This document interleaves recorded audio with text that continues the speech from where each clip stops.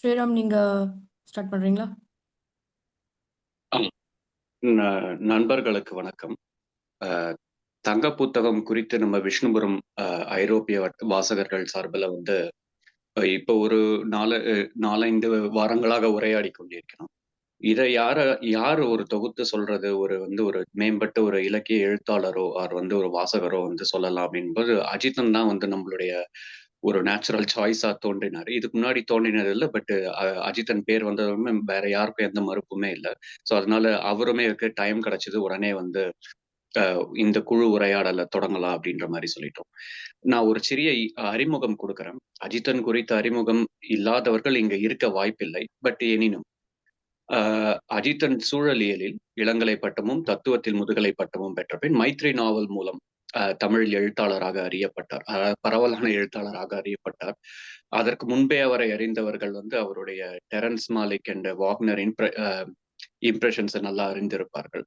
பிறகு ஜஸ்டினும் நியாயத்தீர்ப்பும் என்ற அருமையான சிறுகதை வல்லினம் இதழ்ல ஜனவரி 2023ல வெளியானது. தொடர்ந்து அவரது அடுத்த நாவலான அல்கிசா 2023லும், சிறுகதைகள் மற்றும் 2 குறுநாவல்கள் கொண்ட தொகுப்பான மறுபூமி டிசம்பர் 2024லும் வெளிவந்தது. அதற்கு மேலும் அஜித்தன் நடத்திய பீத்தோவன் மேற்கத்திய இசை ரசனை பயிற்சி வகுப்பு எங்களில் பலருக்கு ஒரு பெரும் துவக்கமாக அமைந்தது.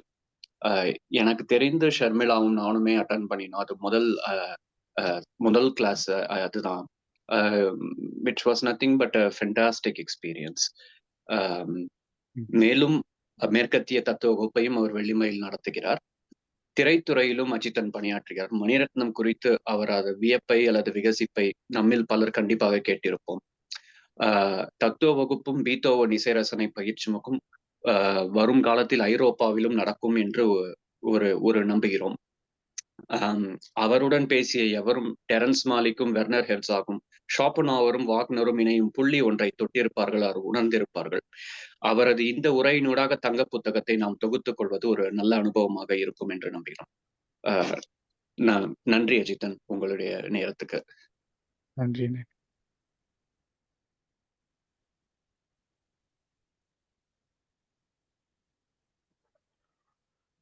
ஸோ அஜித்தன், வணக்கம். ஸோ இப்போ இந்த ஐரோப்பிய வட்டத்தில் நாங்கள் ஒரு 4-5 வாரமாக நாங்கள் இந்த தங்க புத்தகம் படிச்சுட்டு இருக்கோம்.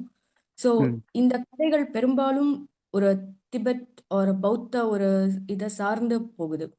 அப்போ அதை படிக்கும் போது எங்களுக்கு ஒரு சில கேள்விகள் அப்படின்றத விட ஒரு சில எப்படி சொல்றது, ஒரு ஒரு ஒரு சின்ன ஒரு தயக்கம் இருக்கு. அது எப்படி எத்தனை வாட்டி படிச்சாலும் இந்த கதைகள்லாம் எங்களுக்கு என்னவோ புதுசா படிக்கிற மாதிரியுமே ஒரு ஃபீலிங்கா இருக்கு. அதை எப்படி முன்னெடுத்துட்டு போறது அப்படின்ற ஒரு சின்ன ஒரு குழப்பமும் இருந்துட்டே இருக்கு. ஸோ அதனால அது அதை பத்தி எங்களுக்கு உங்களோட கைடன்ஸ் இருந்தா இன்னும் புரிஞ்சுக்கிறதுக்கு எங்களுக்கு வசதியா இருக்கும் ஜித்து. கண்டிப்பா. ஆரம்பிக்கலாமா? கண்டிப்பா. நான் என்ன பிளான் பண்ணியிருக்கேன்னா, முதல்ல நீங்க தான் சொன்னீங்க, ஒரு சின்ன ஸ்பீச் மாரி. தொடர்ந்து 2 கதைகள பத்தின என்னுடைய ஒரு ஐடியாவ சொல்றேன். அதுக்கப்புறம் வாசிச்சவங்களோட நம்ம டிஸ்கஷன்ஸ் அல்லது நான் சொன்னதுலேருந்து இருக்கிற கொஸ்டின்ஸ் பத்தி பேசலாம். ஆ நான் மெயினா அந்த 2 கதை தான். தங்க புத்தகம், அப்புறம் கரு அப்படிங்கிற கதை. 2 பத்தி தான் பேசலான்னு இருக்கேன். ஆம், நீங்க சொன்ன மாரி இந்த மொத்த புத்தகமுமே பௌத்தத்த கிரியேட்டிவா அணுகுறது. கிரியேட்டிவ் ஃபிக்ஷன் வழியா அணுகுறது தான் இதனுடைய ஐடியாவா எனக்கு தோணுது. அப்ப அதுல முதல் 2 கதைகள் ஆம், எனக்கு எந்த அளவுக்கு பௌத்தத்துக்குள்ள வருது, பௌத்தத்துடைய மேஜர் கோர்க்குள்ள வருதுன்னு தெரியல. ஆனா நிழல் காகம் ஆம், பௌத்தம் இல்லாமலும் நம்மளால சிந்திச்சு பார்க்க முடியும். ஒரு கலைங்கிறது எப்படி லைஃப பிரதி எடுக்குது, அதன் வழியா அத டீல் பண்ணுது அப்படிங்கிற ஒரு விஷயம். ஆனா இப்போ தங்க புத்தகம் அண்ட் கரு இது 2ம் நான் பௌத்தத்துடைய 2 சைடா பார்க்குறேன். ஒண்ணு தங்க புத்தகம்ங்கிறது அதோடைய மெட்டாபிசிக்கல் சைடு அல்லது பியூர்லி பிலாசபிக்கல் சைடு.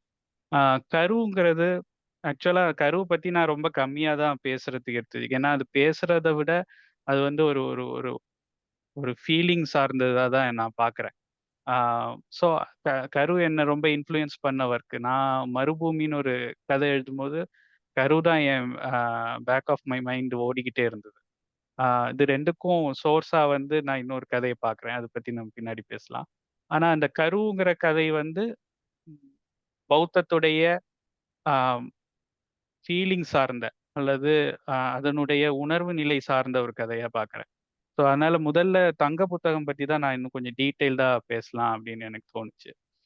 இன்னொன்னு வந்து நான் தங்க புத்தகம் முன்னாடி ஒரு வேகா ரிமெம்பர் பண்ணியிருந்தாலும், இப்ப தான் நான் ஆழ்ந்து வாசிக்கிறேன். இந்த ஸோ அதுலேருந்து நெறைய ஐடியாஸ் எனக்கு புதுசா ஆ வந்தது. ஸோ அத வந்து ஒரு முடிந்த அளவு அ சுருக்கமா, கிளீனா சொல்ல முயற்சி பண்றேன். ஆ இப்போ இந்த தங்க புத்தகம் மாரியான ஒரு கதை இருக்கு இல்லையா? அத வந்து பொதுவா வந்து ஒரு உருவக கதை அப்படின்னு சொல்லுவாங்க. ஆ பேரபிள் அப்படிங்கிற ஒரு அர்த்தத்துல. ஆ ஸோ இந்த பேரபிள் வந்து இப்போ பிலாசபில ஒரு சைடு வந்து அலிகரின்னு ஒரு ஒரு விஷயம் உண்டு.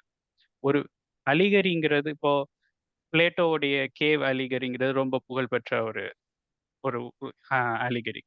அதாவது அலிகரிக்கும் மெட்டஃபருக்கும் என்ன வித்தியாசம்னா, ஒரு அலிகரியில வந்து அதனுடைய எல்லா பகுதியும் பெரும்பாலும் ஒரு கதையா இருக்கும். அதனுடைய எல்லா பகுதியும் அந்த பிலாசபியோட ஏதோ ஒரு அம்சத்துக்கு பொருந்தக்கூடியதா இருக்கும். அப்போ ஒரு ஒரு மெட்டஃபர்ஸோடைய ஒரு கூட்டுத்தொகை தான் வந்து அலிகரி அப்படின்னு சொல்லுவாங்க.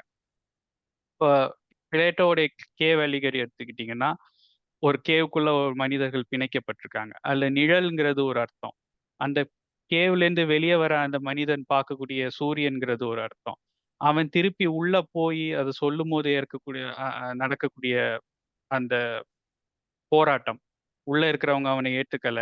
இவனுக்கு உள்ள போகும்போது, சூரியன பார்த்துட்டு இவன் உள்ள போகும்போது, இங்க எல்லாம் இருட்டா தெரியிறது.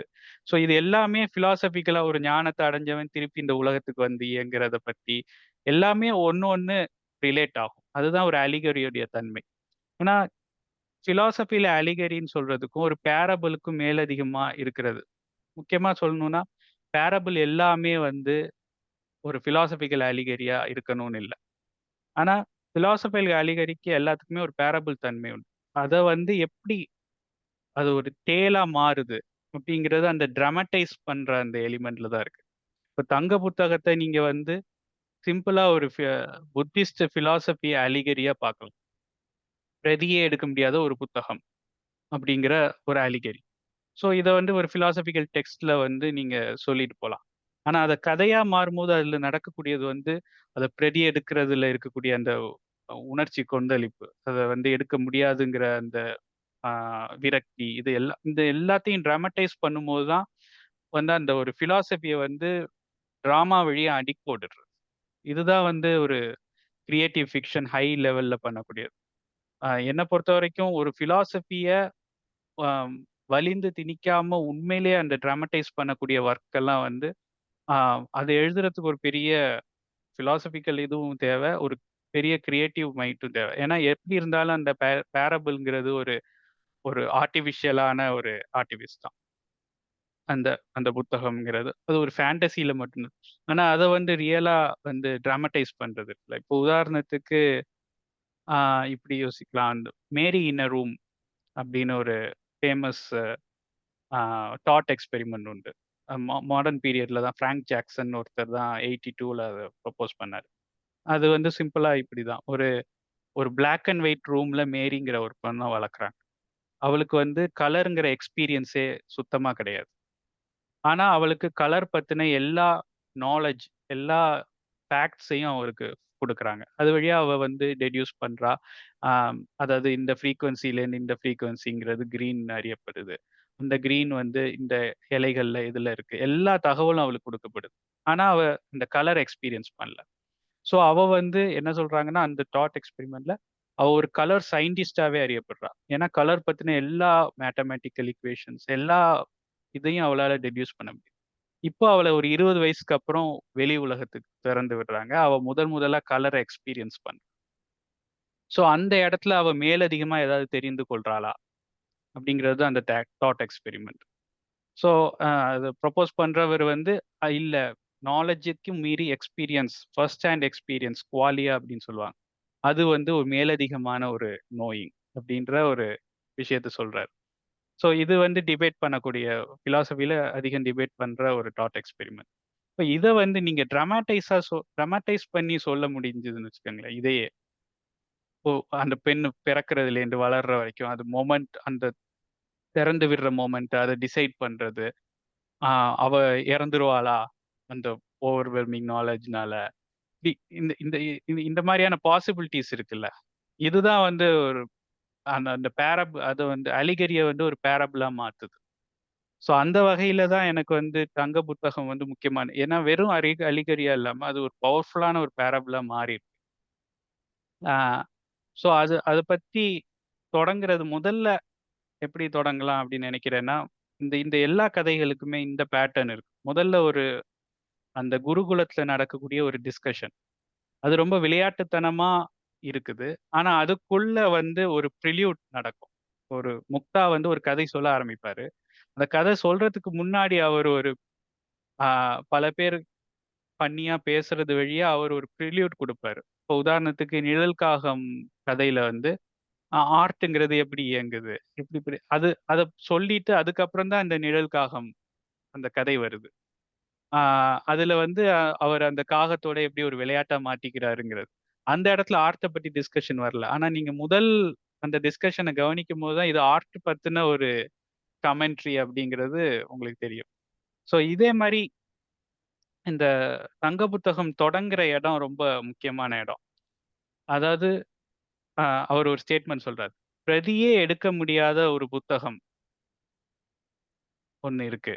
அ அப்படின்னு அவர் சொல்றாரு. பிரதியே எடுக்க முடியாத ஒரு புத்தகம் ஒண்ணு இருக்கு. அத பத்தி தான் நான் இப்போ அத நான் வந்து பார்த்திருக்கிறேன் அப்படின்னு சொன்னதுக்கு அப்புறம் தான் அந்த கதை ஆரம்பிக்குது. ஸோ இது வந்து ஒரு இன்ட்ரிகிங் ஸ்டேட்மெண்ட். ஏன்னா, கதை படிக்கிறவங்களுக்கு தெரியும். அந்த புத்தகம் வந்து பிரதி மட்டுமே தான் எடுக்க முடியும் அந்த புத்தகத்த. ஸோ இங்க வந்து ஒரு பிரைமரியான ஒரு முரண் வந்து நம்ம பார்க்குறோம். பிரதி எடுக்கிறது அப்படின்னா என்ன? அந்த ப்ராசஸ் என்ன? அப்படிங்கிற அந்த முரண். அப்போ அ அதாவது நான் சொல்றது உங்களுக்கு புரியுது இல்லையா? அந்த அந்த டுவாலிட்டி. அதாவது அந்த புத்தகத்த பிரதியே எடுக்க முடியாது அப்படின்னு சொல்றதுலேருந்து, பிரதி மட்டுமே எடுக்க முடியிற ஒரு புத்தகமா மாறுறது. ஸோ அ இந்த பிரதி எடுத்தல் அப்படிங்கிற அந்த ப்ராசஸ்லயே அந்த முரண் இருக்கு. ஆ இப்போ உதாரணத்துக்கு போஸ்ட் மாடர்ன் பிலாசபில இந்த மாரியான எல்லா நம்ம எசென்ஷியல் அப்படின்னு நினைக்கக்கூடிய எல்லா செயலுக்கும் உள்ள இருக்கக்கூடிய முரண வெளிக்கொண்டு வரது தான் போஸ்ட் மாடர்ன் பிலாசபில மேஜரா பண்றது. ஸோ அதுதான் டீகன்ஸ்ட்ரக்ஷன் உடைய ஒரு மேஜர் புள்ளி. ஆ இப்போ அப்போ வந்து இந்த பிரதி எடுக்கிற அந்த ஆக்டிவிட்டி இருக்குல்ல, அதுல இருக்கக்கூடிய முரண் என்ன? அப்படின்னா இப்படி சொல்லலாம். பிலாசபில ஃபண்டமெண்டலான ஒரு ஒரு லா இருக்கு. அது வந்து லா ஆஃப் ஐடென்டிட்டி அப்படின்னு. அதாவது ஏ இஸ் ஈக்குவல் டூ ஏ. அதுதான் அப்படிங்கிறது. ஸோ இந்த இடத்துல வந்து ஏ இஸ் ஈக்குவல் டூ ஏங்கிறது வந்து ஒரு விஷயத்தோட எக்ஸிஸ்டன்ஸ நிறுவுறதுக்கான முதல் ஸ்டேட்மெண்ட்டா சொல்லப்படுது. இப்ப ஏ தான் அப்படிங்கிறது. அதே நேரத்துல ஏ இஸ் ஈக்குவல் டூ ஏன்றது இன்னொரு ஒரு அந்த ஏய வந்து இன்னொரு ப்ரெடிகேட் குடுக்குறோம். ஏதாங்கிற இன்னொரு ப்ரெடிகேட் குடுக்குறோம். அப்போ அது வந்து ஒரு வகையான பிரதி எடுத்தல் தான். இல்லையா? ஆ அதுக்கு இணையான இன்னொரு ஸ்டேட்மெண்ட் எப்போதுமே அதுக்கு ஃபாலோ பண்ற ஸ்டேட்மெண்ட் ஒண்ணு சொல்லுவாங்க. Law of negation. அப்போ அது வந்து இப்படி சொல்லுவாங்க. A is not equal to minus ஏன்னு போடுவாங்க. Not A. அதாவது ஏ அல்லாதது ஏ அல்ல. இது வந்து அ தமிழ்ல சொல்லணும்னா, இப்போ ஒரு உதாரணத்தோட சொல்லணும்னா, அஜிதன் அல்லாதது அஜிதன் அல்ல அப்படிங்கிறது. அஜிதன் தான் அப்படின்னு உணரணும்னா, அஜிதன் அல்லாதது அஜிதன் அல்ல அப்படிங்கிறது உணரணும். இல்லையா? ஸோ இது 2மே இணையான ஒரே ஒரே லாவுடைய 2 பக்கங்கள் தான். ஆனா லா ஆஃப் ஐடென்டிட்டி தான் எப்போதும் முதல்ல வர்றதா அரிஸ்டாட்டில் காலத்திலேருந்தே அறியப்பட்டிருக்கு. அ ஹெகல் வந்து ஃபேமஸா வந்து அத மாத்தி போடுறாரு. லா ஆஃப் நெகேஷன் தான் முதல்ல வருது. அதனுடைய பின்விளைவு தான் லா ஆஃப் ஐடென்டிட்டி அப்படின்னு. ஆனா இதுல மேஜரா என்ன இருக்கு அப்படின்னா, இதுல வந்து ஒரு ஒரு ஒரு பெரிய முரண் இருக்கு. ஒண்ணு வந்து எக்ஸிஸ்டன்ஸ்ங்கிறது. எக்ஸிஸ்டன்ஸ்ங்கிறது உடைய இன்னொரு எக்ஸ்பிரஷன் தான் லா ஆஃப் ஐடென்டிட்டி. ஒன்று இருக்கு அப்படிங்கிறதுடைய எக்ஸ்பிரஷன் தான் லா ஆஃப் ஐடென்டிட்டி. அது அதுவாக இருக்கிறது அப்படிங்கிறது இல்லையா? அப்போ ஆனா அந்த எக்ஸிஸ்டன்ஸை வந்து நீங்க உணரணும்னா லா ஆஃப் நெகேஷன் வழியா தான். அது அது அல்லாத மற்றதுலேருந்து வேறுபடுக்கும் போது தான் அது அதுவாக இருக்கிறது. ஆஹ் யாராவது அன்மியூட்ல இருக்கீங்களா? ஒரு கொட்டினா எனக்கு கொஞ்சம் புரியுது ஓகே புரியுது. ஓகே ஃபாலோ பண்ண முடியுது. சரி ஃபாலோ பண்ண முடியுது அஜித்தன். Okay okay thanks. நான் கவனிச்சுட்டு தான் ஸோ இருக்கோம். ஃபாலோ பண்ண அது முடியுது. கண்டிப்பா நீங்க தலையாட்டுறீங்க பட் ஏதாவது வாய்ஸ் தேங்க்ஸ். ஓகே. ஸோ இந்த இந்த யூனிவர்சல் எக்ஸிஸ்டன்ஸ் அப்படின்ற ஒரு ஒரு விஷயம் இருக்கு. அதுதான் வந்து எல்லா பிலாசபியும் ஏர்லி பிலாசபிலேருந்து எல்லாமே அடிப்படையா நம்ம தேடி போயிட்டு இருக்கிறது வந்து ஒரு யூனிவர்சலான எக்ஸிஸ்டன்ஸ். இப்போ இப்போ இந்த நான் சொன்ன இந்த 2 லாலேருந்து ஒரு பிரச்சனை வருது. அதாவது ஒரு விஷயம் யூனிவர்சலா ட்ரூலி யூனிவர்சலா இருக்கும்போது அது எக்ஸிஸ்ட் ஆகுதுன்னு சொல்ல முடியாது. அதை எப்படி சொல்லலாம்? அதாவது நான் அல்லாதது விஷயங்களை பார்க்கும்போது தான் நான்கிறது பிரித்தறியப்படுது. ஸோ நான் எக்ஸிஸ்ட் ஆகுறதே நான் அல்லாதது வழியா தான். ஆனா அதே நேரத்துல எந்த எக்ஸிஸ்டன்ஸும் மற்றதால டிசைட் பண்ணப்படுதுன்னா அது ட்ரூ எக்ஸிஸ்டன்ஸ் கிடையாது அப்படின்னு நமக்கு சொல்லப்படுது. இப்போ ஃபண்டமெண்டல் எக்ஸிஸ்டன்ஸ் அதாவது இந்த யூனிவர்ஸோடைய ஃபண்டமெண்டலான எக்ஸிஸ்டன்ஸ்ங்கிறது வேற எதையும் சார்ந்து இருக்காது. அதே நேரத்துல ஏதாவது ஒன்று சார்ந்து இருக்கும்போது தான் அதனுடைய ஐடென்டிட்டி வருது. டு எக்ஸிஸ்ட் இஸ் இப்போ இந்த யூனிவர்சலாகவும் இருக்கிறது எக்ஸிஸ்ட் ஆகிறது. இது ரெண்டுமே வந்து அடிப்படையில ஒரே வார்த்தை தான். அதே நேரத்துல ஒரே இப்போ பிரம்மம்னு நம்ம எடுத்துக்கிட்டோம்னா பிரம்மம் எக்ஸிஸ்ட் ஆகுது அப்படின்னு சொல்லணும்னா பிரம்மம் பிரம்மமாக இருக்கணும். அப்ப பிரம்மம் அல்லாத ஒன்றிலேருந்து வேறுபடுத்துறது வழியா தான் பிரம்மம்னு ஒன்று இருக்கு அப்படின்னு சொல்ல முடியும். ஸோ இந்த முரண் இருக்கு இல்லையா? வேதாந்திக் தாட்லேயோ அல்லது பிளேட்டோலேயோ இந்த முரண் அடிப்படையில இருக்கு. இதை வந்து போஸ்ட் மாடர்ன் தாட்ல தான் இதை வந்து அடிக்கோடிடுறாங்க. அது ஹெகல்லேருந்தே ஆரம்பிக்குது. ஆனா போஸ்ட் மாடர்ன் தாட்ல தான் இது முக்கியமா முன்வைக்கப்படுது. இந்திய பிலாசபியில அது பௌத்தத்துல தான் முதல்ல தோன்றுது இந்த அடிப்படை முரண்கிறது. எல்லாமே ரிலேட்டிவ், அதாவது எல்லாமே இன்னொன்று சார்ந்து இருக்கிறது அப்படின்னா ஃபண்டமெண்டலா எக்ஸிஸ்டன்ஸ்னு ஒன்று இருக்க முடியுமா? ஸோ இப்போ இது வந்து ஒரு மெட்டாபிசிக்கலான கேள்வி. ஆனா இதை வந்து லிங்குவிஸ்டிக்கா மாத்துறோம்னு வச்சுக்கோங்க. வந்து 20th செஞ்சுரியில யூரோப்பியன் பிலாசபியில அதுதான் நடந்தது. அதாவது ஒரு லிங்குவிஸ்டிக் டர்ன் அப்படின்னு சொல்லுவாங்க. ஸோ ஒட்டுமொத்த உலகத்தை பத்தி நம்ம இப்ப பேசுறோம். அதனுடைய அடிப்படையான சாரம் அது எக்ஸிஸ்ட் ஆகுதா? அது ஏதாவது ஒன்றை எக்ஸ்க்ளூட் பண்ணாதான் ஒரு விஷயத்தை எக்ஸிஸ்ட் ஆகுதுன்னு சொல்ல முடியும். அதே நேரத்துல யூனிவர்சலா இருக்கிறது தான் உண்மையான எக்ஸிஸ்டன்ஸ்னு சொல்ல முடியும். ஒரு பார்ஷியலான எக்ஸிஸ்டன்ஸ்ங்கிறது இன்னொரு டிபெண்ட் பண்ணியிருக்கு. இப்போ அந்த அடிப்படை முரண் வந்து தீர்க்கவே முடியாத முரண். ஸோ அதுதான் நம்ம மெட்டாபிசிக்கலா இங்க பார்க்குறோம். அதை லிங்குவிஸ்டிக்கா மாற்றும் போது என்ன நடக்குது அப்படிங்கிறது தான் அடுத்த கட்டமா பிலாசபியில நகர்ந்து வந்தது. ஸோ அதுதான் வந்து அந்த இடத்துல தான் வந்து இப்போ இந்த யூனிவர்சல் எக்ஸிஸ்டன்ஸ் இந்த 2 விஷயத்தையும் தான் உண்மையில மதம்ங்கிறது காடா சொல்லுது. காடுங்கிறது அடிப்படையா எல்லாத்துக்கும் அடிப்படையா வந்து எக்ஸிஸ்ட் ஆகக்கூடிய ஒரு விஷயம். அதே நேரத்துல எதையும் எக்ஸ்க்ளூட் பண்ணாத ஒரு யூனிவர்சல். ஆனா இந்த காடோடைய எக்ஸிஸ்டன்ஸ் வந்து முரண்ல இருக்கு. ஸோ அதை வந்து லாங்குவேஜ் கொண்டு வரும்போது அது வந்து டெரிடாவுடைய டேர்ம்ஸ்ல சொல்லணும்னா டிரான்சென்டென்டல் சிக்னிஃபைடு அப்படின்னு சொல்லுவாங்க. ஸோ இங்க வந்து அந்த லிங்குவிஸ்டிக் டர்ன் எப்படி நடக்குது அப்படின்னு நான் சொல்றேன். இப்போ எப்படி வந்து ஒரு ஒரு விஷயத்தோட எக்ஸிஸ்டன்ஸ் வந்து பிற எல்லாத்தாலையும் டிசைட் ஆகுது அப்படின்னு நம்ம பார்த்தோம். அதே மாதிரி ஒரு ஒரு சொல் இருக்கு இல்லையா? அந்த சொல்லுடைய ஒரு சைன் அப்படின்னு சொல்றது. அதுக்கு வந்து 2 பகுதியை சொல்லுவாங்க. ஒன்று வந்து சிக்னிஃபையர், இன்னொன்று சிக்னிஃபைடு அப்படிங்கிறது. இது நீங்க கேள்விப்பட்டிருப்பீங்க. தமிழ்ல வந்து குறிக்கப்படுவது, குறிப்பது அல்லது குறிப்பான் அப்படின்னு டெக்னிக்கலா சொல்றாங்க தமிழ்ல. குறிப்பது அப்படின்னு சொல்லலாம். இப்போ வந்து இப்போ இப்போ சிக்னிஃபைடுங்கிறத எப்படி சொல்லலாம்? இப்போ கோவம், ரேஜ் அப்படிங்கிற ஒரு விஷயம் இருக்கு. அப்புறம் இந்த ரேஜ்ங்கிற அந்த வார்த்தை வந்து சிக்னிஃபையர். அந்த வார்த்தை உணர்த்தக்கூடிய பொருள் இருக்கு இல்லையா?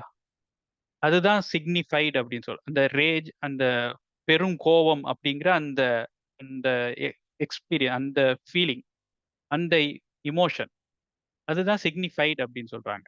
ஸோ இந்த இந்த இடத்துல வந்து சிக்னிஃபைடுங்கிறது வந்து சிக்னிஃபையரால உணர்த்தக்கூடிய ட்ரெடிஷ்னலா லிங்குவிஸ்டிக் பிலாசபில எப்படின்னா, இது ஒரு ஒரு மீனிங் இருக்கு. அதை உணர்த்தக்கூடிய ஒரு வார்த்தை இருக்கு.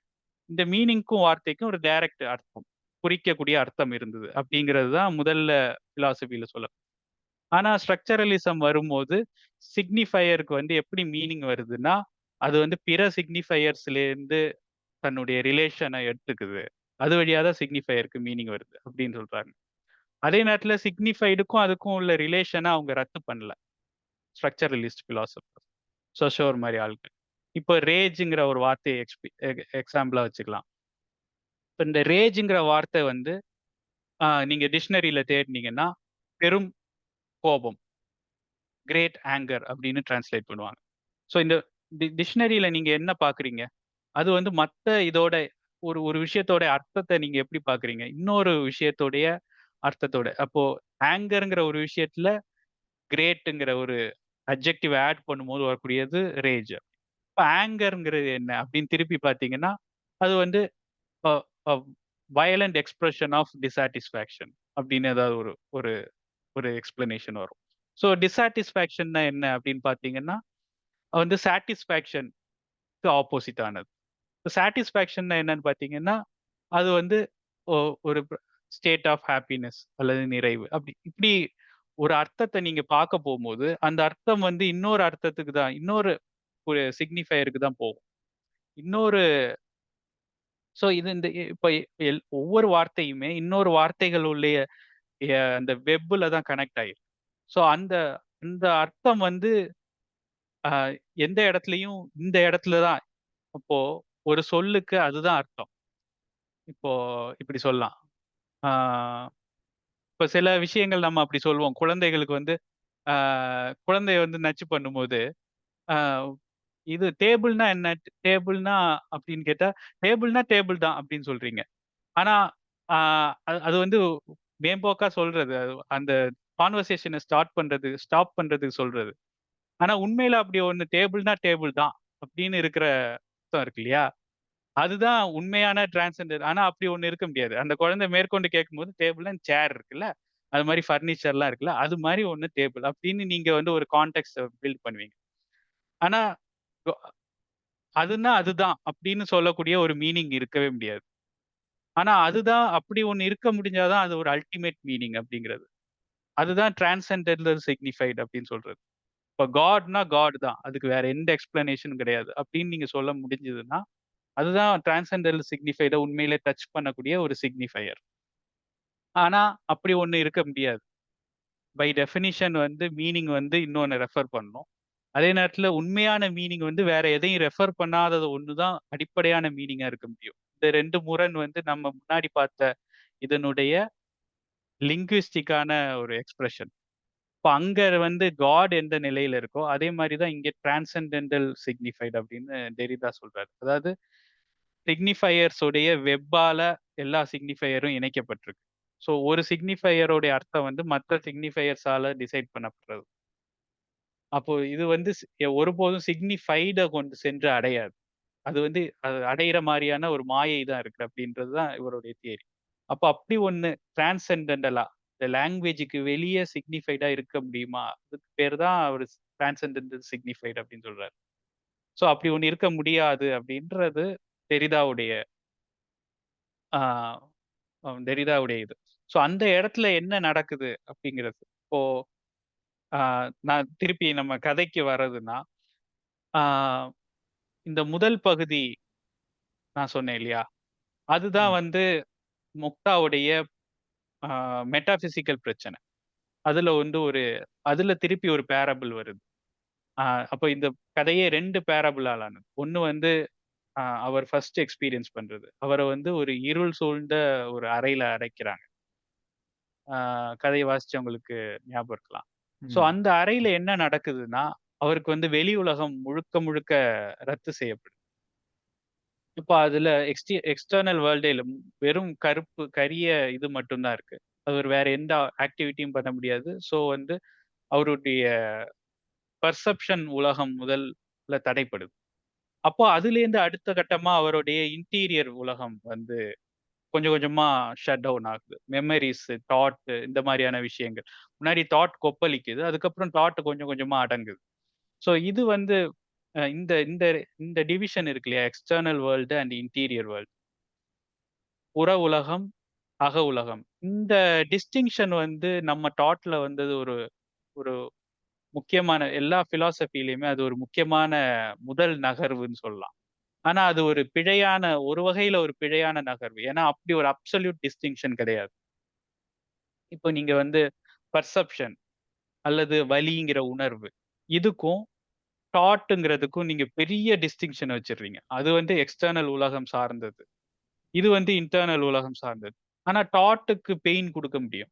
ஒரு மெமரிக்கு ஒரு பெயின் இருக்க முடியும். நீங்க இந்த உலகத்தை வந்து பாசிவான உலகமாவும் இது வந்து ஆக்டிவான உலகமாவும் மாத்தும்போது நான் வந்து 2ஆ இருக்கேன். வெளிய வந்து ஆக்ட் பண்ணக்கூடிய ஒருத்தன், உள்ள இன்டீரியரா இருக்கக்கூடிய ஒருத்தன்.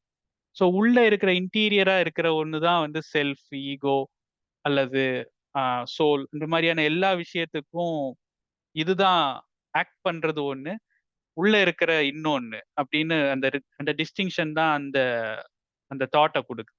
ஆனா பௌத்தம் என்ன சொல்லுதுன்னா, இது எல்லாமே ஒரே வகையான இதுதான். எல்லாமே தாட்லயும், எக்ஸ்டீரியர் 2மே வந்து ஒரே விஷயத்தோட 2 பக்கங்கள் தான். இப்ப எக்ஸ்டர்னல் உலகம் போனதுக்கு அப்புறம் கொஞ்சம் கொஞ்சமா தாட், மெமரீஸ் எல்லாமே தடைப்படுது. ஸோ இது எல்லாமே சேர்ந்தது தான் வந்து நீங்க செல்ஃப் அப்படின்னு உணரக்கூடியது. அப்படிங்கிறது தான் பௌத்தத்துடைய பிலாசபி. இப்ப ஸ்கந்தா அப்படின்னு பௌத்தத்துல சொல்லுவாங்க. அதாவது ஆம் ஃபீலிங்கு, எமோஷன், அப்புறம் மெமரீஸ் இது எல்லாமே சேர்ந்தது. இந்த 5 மென்டல் ஆஸ்பெக்ட்ஸும் சேர்ந்து தான் செல்ஃப்ங்கிற ஒரு மாயையை உங்களுக்கு அளிக்குது. அப்படிங்கிறது தான் பௌத்தத்துடைய ஆ முக்கியமான ஒரு கொள்கை. ஸோ அதுதான் இங்க நடக்குது. இப்ப முக்தாக்கு வந்து எக்ஸ்டர்னல் வேர்ல்டு கட் ஆகுது. அதுக்கப்புறம் மெமரீஸ் இது அப்படின்னு நீங்க இப்போ நெறைய இந்த தாட் எக்ஸ்பெரிமெண்ட் அல்லது இந்த கதைகளா கூட எழுதப்பட்டிருக்கு. ஒருத்தனுக்கு இதுவரைக்கும் இருக்கிற பாஸ்ட்ட மொத்தமா அழிச்சுட்டா அவனுக்கு செல்ஃப்ன்னு ஒண்ணு இருக்குமா? இப்ப நம்ம செல்ஃப்ன்னு நம்ம நெனைச்சிட்டு இருக்கிற பல விஷயம் வந்து உண்மையில மெமரியால சேர்க்கப்பட்டது தான். மெமரி போச்சுனாலே சென்ஸ் ஆஃப் செல்ஃப் போயிரும். ஸோ முதல்ல அவருக்கு நான் யார் அப்படிங்கிற அந்த மெமரி போகுது. மெமரி போயிட்டு லாங்குவேஜ், தாட் எல்லாமே கட் ஆனோனே, அங்க வந்து அவர் வந்து பியூர் நான் எக்ஸிஸ்டன்ஸ எக்ஸ்பீரியன்ஸ் பண்றாரு. அந்த பயத்துல அவர் வெளிய ஓடி வராரு. அதுக்கப்புறம் அவரு வீழ்றாரு. அதுக்கப்புறம் தான் அந்த தங்க புத்தகம்ங்கிற அந்த அந்த வந்து விஷன் அடைகிறாரு. அதுக்கப்புறம் அத எக்ஸ்டர்னலா தேடி போறாரு. அப்போ உண்மையில அவர் தேடி போறது வந்து, எனக்கு உள்ள சோல்ன்னு ஒண்ணு இருக்கா? அப்படிங்கிறது தான். ஸோ பௌத்த பௌத்த இதுலேருந்து வர்றதுல என்ன சொல்லப்படுதுன்னா, அது வந்து உண்மையில ஸ்கோர்ங்கிறது ஒண்ணு இல்ல. அப்படிங்கிறது தான் அதனுடைய பௌத்தம் சொல்லக்கூடிய ஆன்சர். ஸோ அத எப்படி இவரு அந்த தங்க புத்தகம் அந்த லிங்குவிஸ்டிக்கா அதே எக்ஸ்பெரிமெண்ட்ட மாற்றுறது. ஸோ ஆ ஸோ தமிழ்ல வந்து இந்த விஷயத்த பத்தி பார்க்கும்போது ஒரு இன்ட்ரஸ்டிங்கான ஒரு அப்சர்வேஷன் எனக்கு தோணுச்சு. அதாவது தமிழ்ல வந்து டெக்ஸ்ட்ங்கிறதுக்கு பிரதி அப்படின்னு நம்ம சொல்றோம்.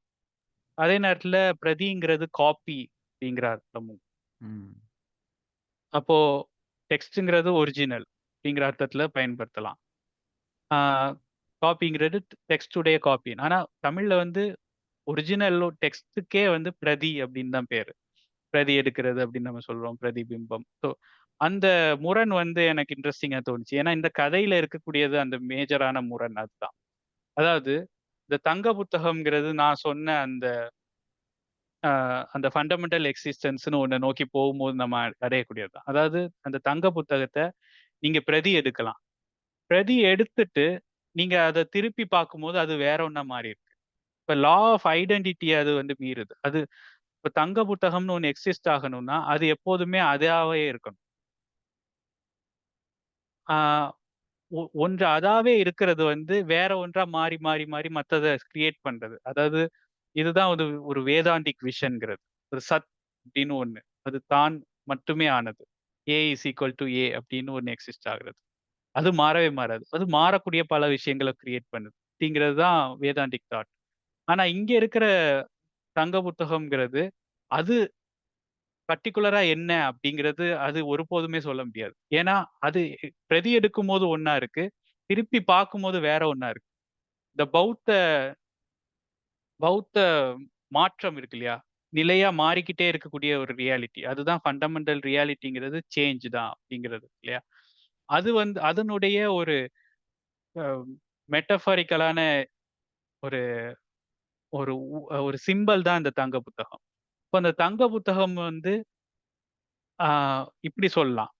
கான்ஸ்டன்ட்டா ஏ is equal two not a. தன்னையே அது மறுத்துக்கிட்டே இருக்கு. ஒவ்வொரு வாட்டியும் அது வேற ஒண்ணா மாறிக்கிட்டே இருக்கு. இப்படி மாறிக்கிட்டே இருக்கிறனால தான் அது வந்து நிலையான ஒண்ண கிரியேட் பண்ண முடியுது. இந்த புத்தகத்துல அந்த இந்த கதையில ஒண்ணு வரும்.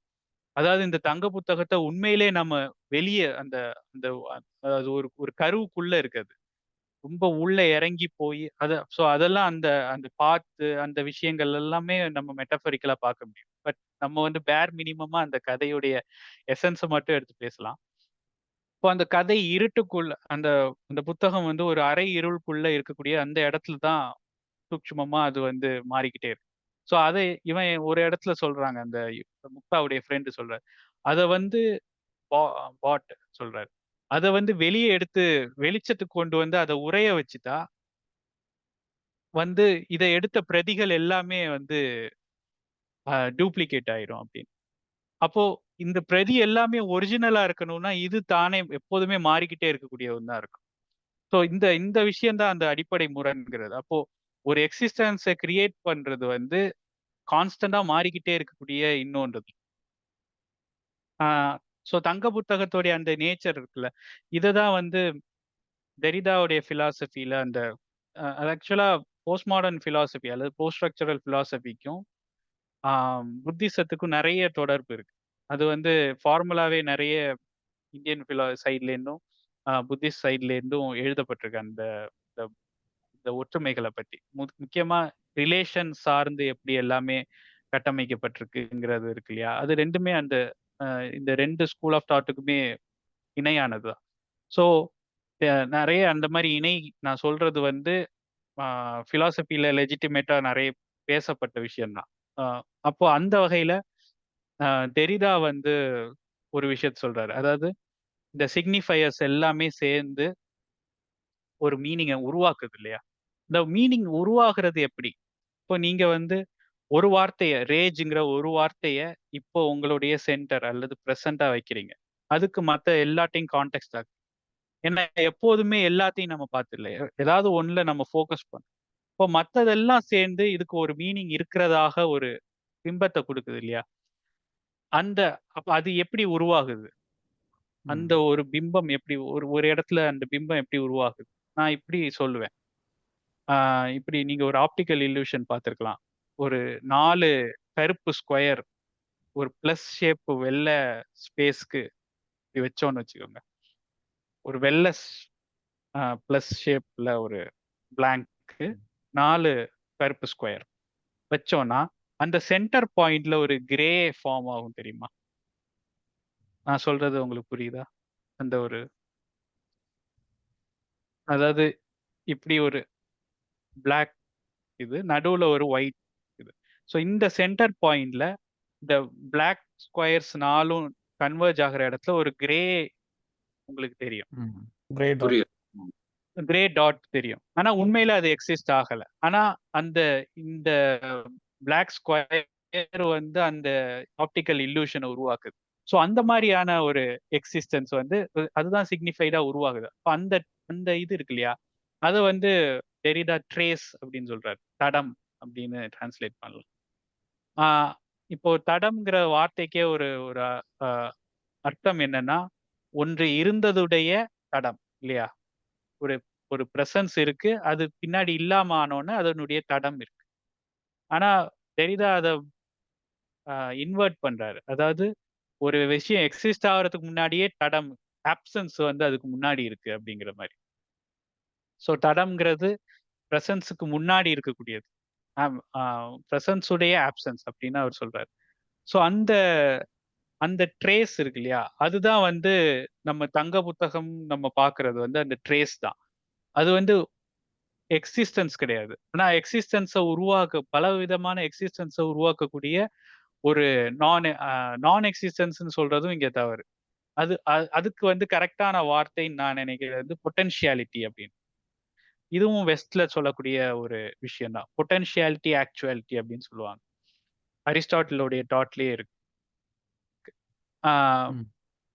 உதாரணத்துக்கு மேட்டர்ங்கிறது இன்ஃபினிட் பொட்டன்ஷியாலிட்டி அப்படின்னு சொல்லக்கூடிய ஒரு மரபு. அது எதாகவும் மாறக்கூடிய ஒரு அம்சம் தான் மேட்டர்.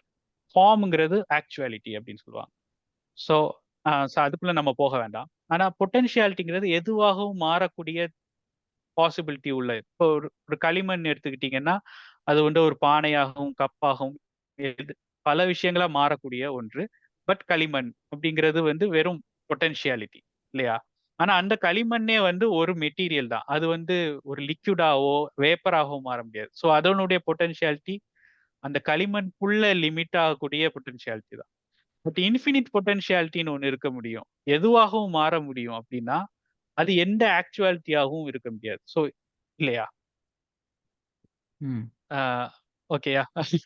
ஸோ அப்ப இன்ஃபினிட் பொட்டன்ஷியாலிட்டிங்கிற ஒரு பாசிபிலிட்டி, அதை தான் வந்து பௌத்தத்துல வந்து சூன்யதை அப்படின்னு சொல்றாங்க. சூன்யா அப்படின்னு சொல்லக்கூடியது. ஸோ கான்ஸ்டண்டா தன்னை நெகேட் பண்ணிக்கிட்டே இருக்கக்கூடிய, மாறிக்கிட்டே இருக்கக்கூடிய, ஏ is equal to not a அப்படின்னு மாறிக்கிட்டே இருக்கக்கூடிய ஒன்று தான் பலவிதமான பாடபேதங்களை உருவாக்குது. ஆனா பாடபேதங்களை அது வந்து பாத பேதம் அப்படின்னு நம்ம சொல்றோம்னா ஒரிஜினல் ஒன்று இருக்கு அப்படிங்கிறது. அப்போ பாத பேதங்களை உருவாக்கிக்கிட்டே இருக்கக்கூடிய, ஆனா அது எதுவுமே பாட பேதங்கள் அல்ல, அதெல்லாம் ஒரிஜினல் பாடம் இருக்கக்கூடியது. அந்த அந்த முரண் தான் இந்த கதையில இருக்கு. புரியுது இல்லையா உங்களுக்கு? அதாவது இப்போ ஒரு விஷயத்த நீங்க காப்பி பண்றீங்க, அது ஒரிஜினல் அப்படியே இருக்கும்போது தான் இது வந்து காப்பி ஆகுது இல்லையா? ஒரு ஜெராக்ஸ் காப்பி.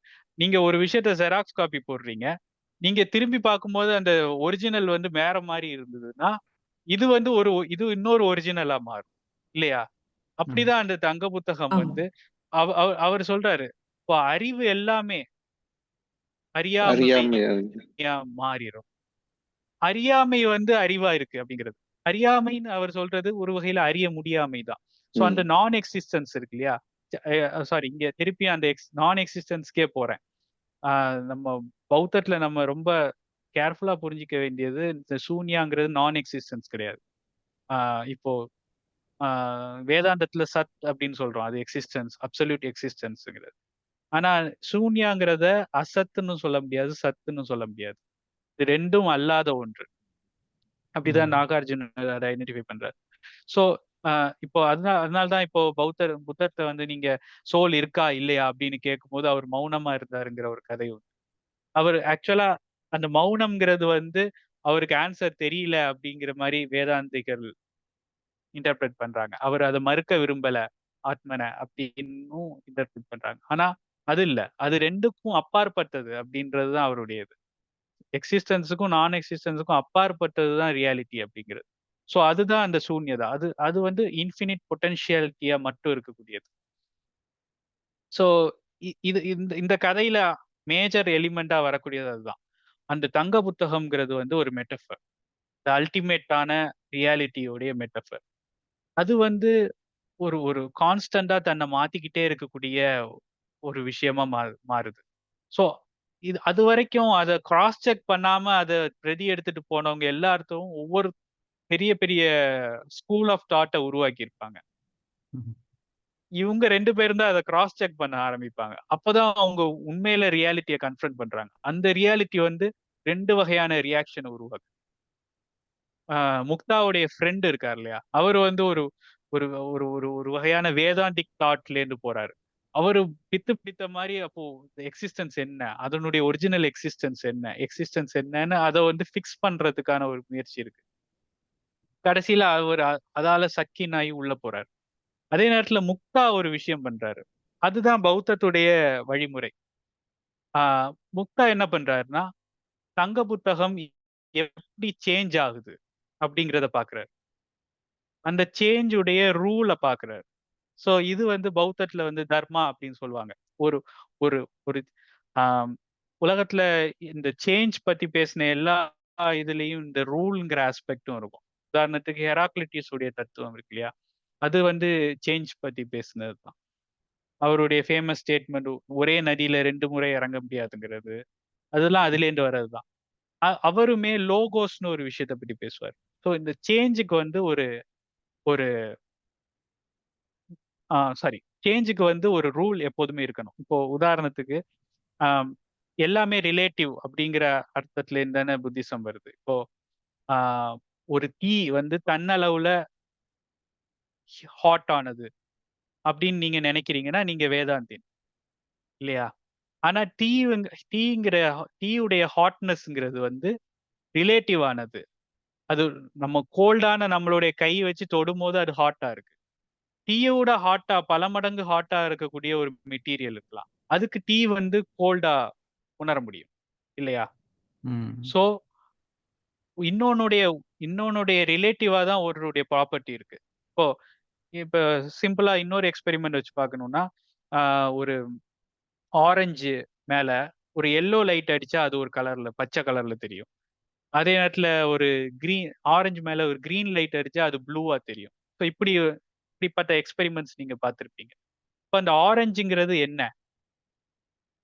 அப்ப நம்ம என்ன சொல்லுவோம்? ஆரஞ்சுங்கிறது ஒயிட் லைட் அடிக்கும் போது என்ன தெரியுதோ அதுதான் ஒரிஜினல் கலர்.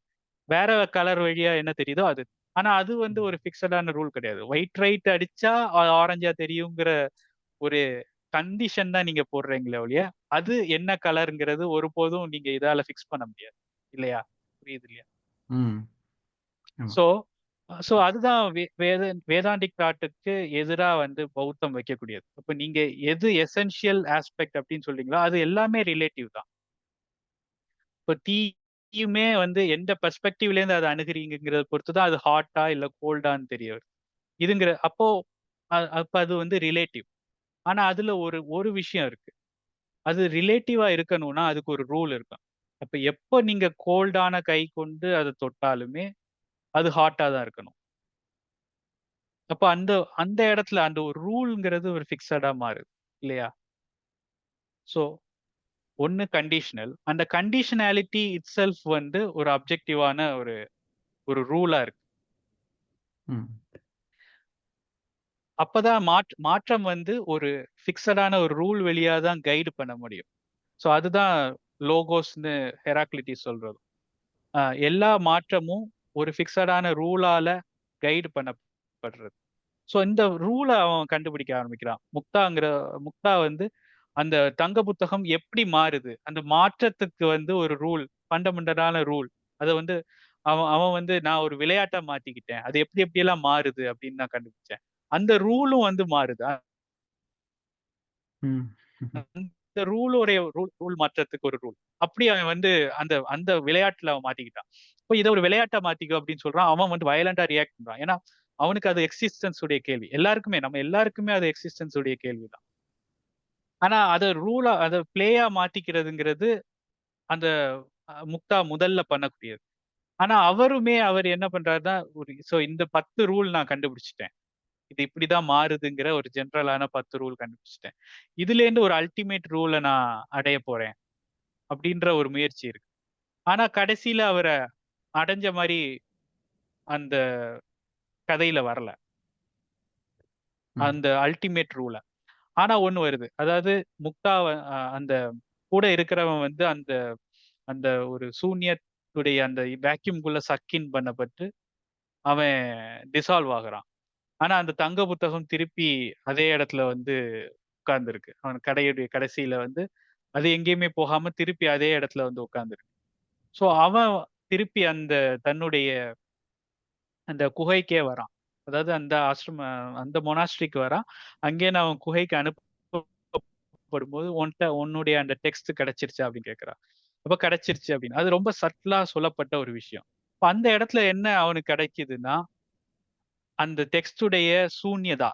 அது எதுவுமே அல்லாம இருக்கக்கூடிய அந்த தன்மை இருக்குல்ல, அந்த சூன்யதாங்கிறது. சோ அதுதான் அவன் அடைஞ்ச மகா தர்மம்ங்கிறது. அப்ப அந்த மகா தர்மம்ங்கிறது ஒரு ரூல் கிடையாது.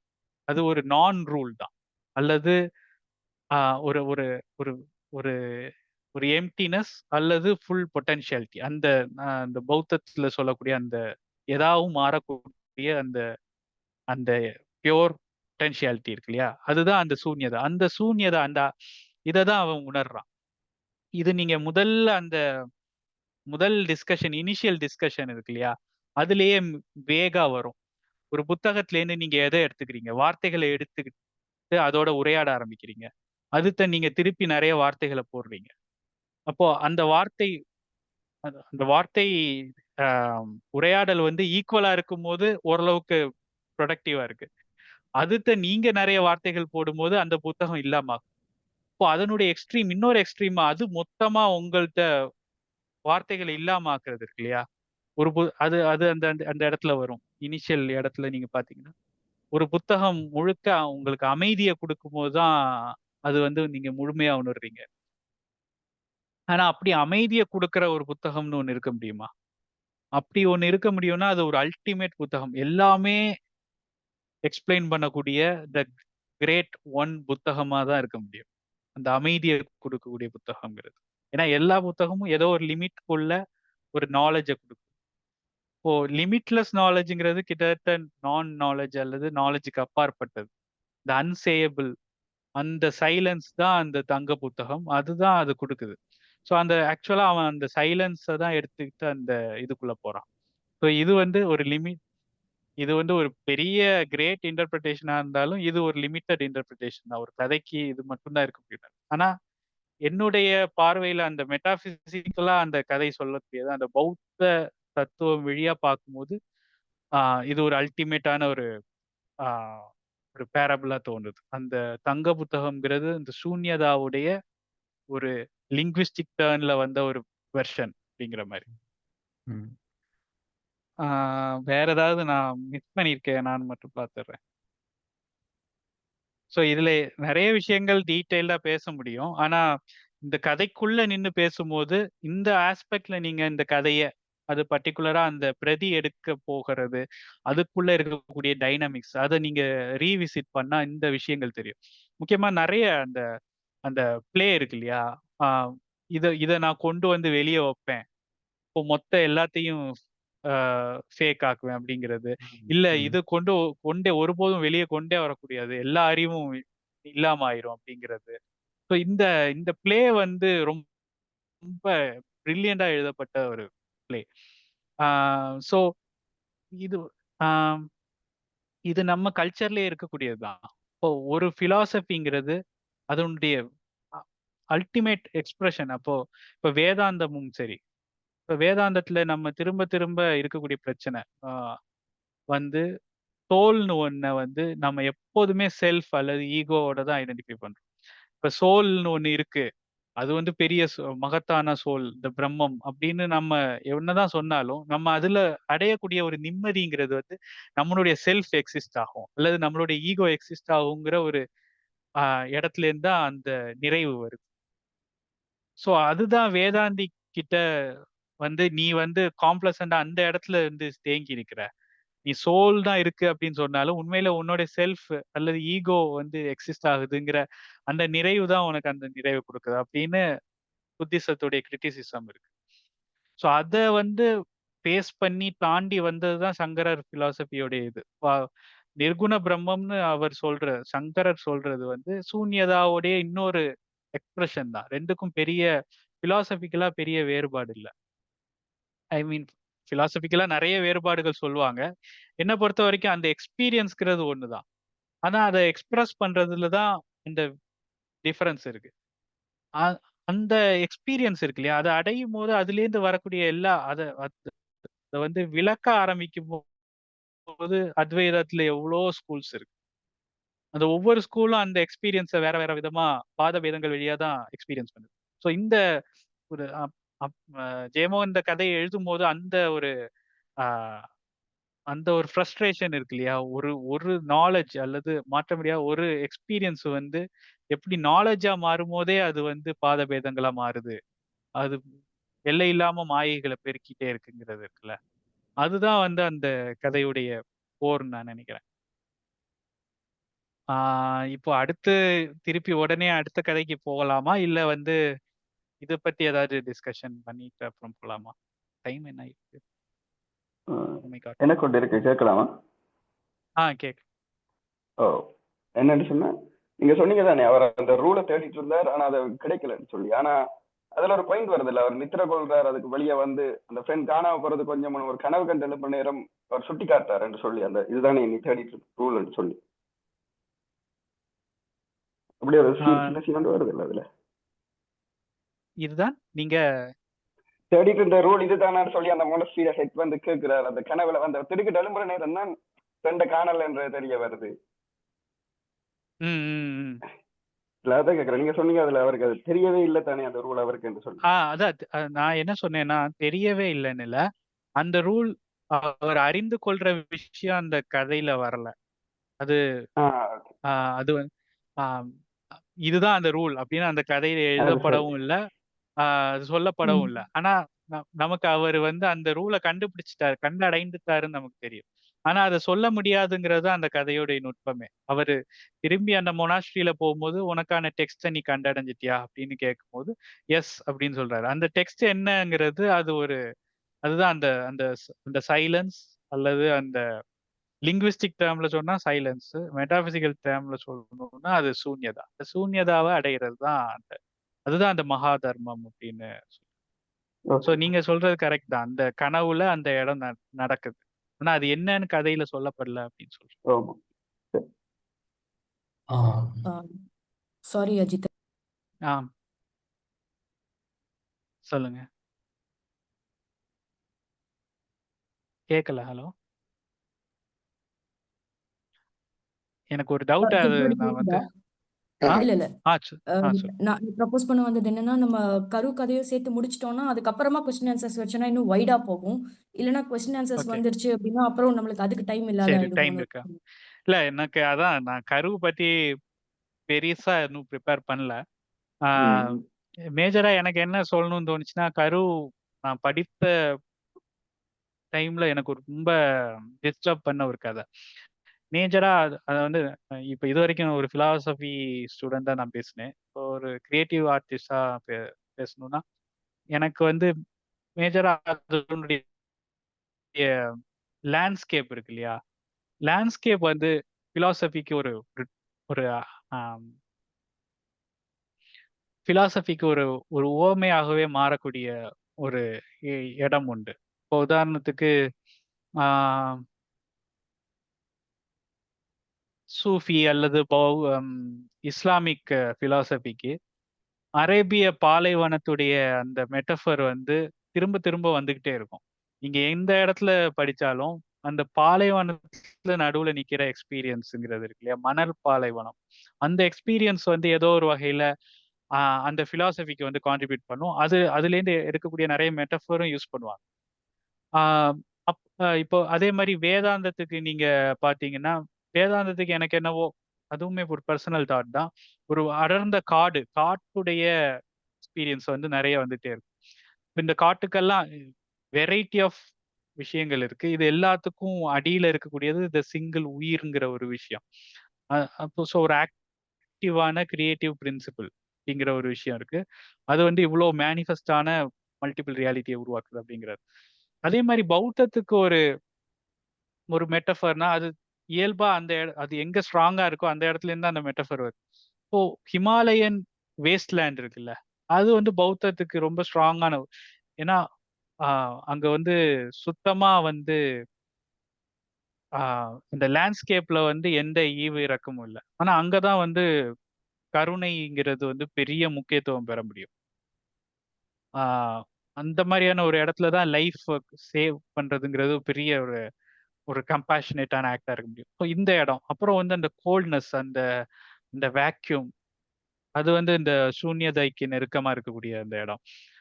ஸோ ஒரு ஒரு வகையில அந்த இந்த லேண்ட்ஸ்கேப்பே அந்த தத்துவத்துடைய ஒரு மெட்டஃபரா மாறுறது இருக்குல்ல. அது அது ஒவ்வொரு தத்துவத்துக்கும் ஒண்ணு இருந்ததுன்னா, பௌத்தத்துக்கு வந்து ஹிமாலயன் அந்த வேஸ்ட்லேண்ட் தான். அந்த திபெத் அதனுடைய மலைமுகடுகள் அந்த இதுதான்.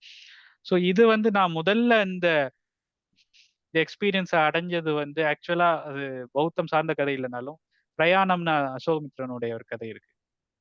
நான் ஸ்ட்ராங்கா வந்து அ எனக்கு தோன்றது வந்து, இந்த கரு கதைக்கு பிரயாணம் ஒரு முக்கியமான முன்னோடி. எழுதும்போதுமே அப்பாவுக்கு அந்த கதை மைண்ட்ல இருந்திருக்கலாம். ஏன்னா, அப்பாவுக்குமே அது ரொம்ப பிடித்த கதை அது. அ எனக்கு மறுபூமி எழுதும்போதும் அந்த பிரயாணம் கதை, கரு அளவுக்கே பிரயாணம் கதையும் மைண்ட்ல இருந்தது.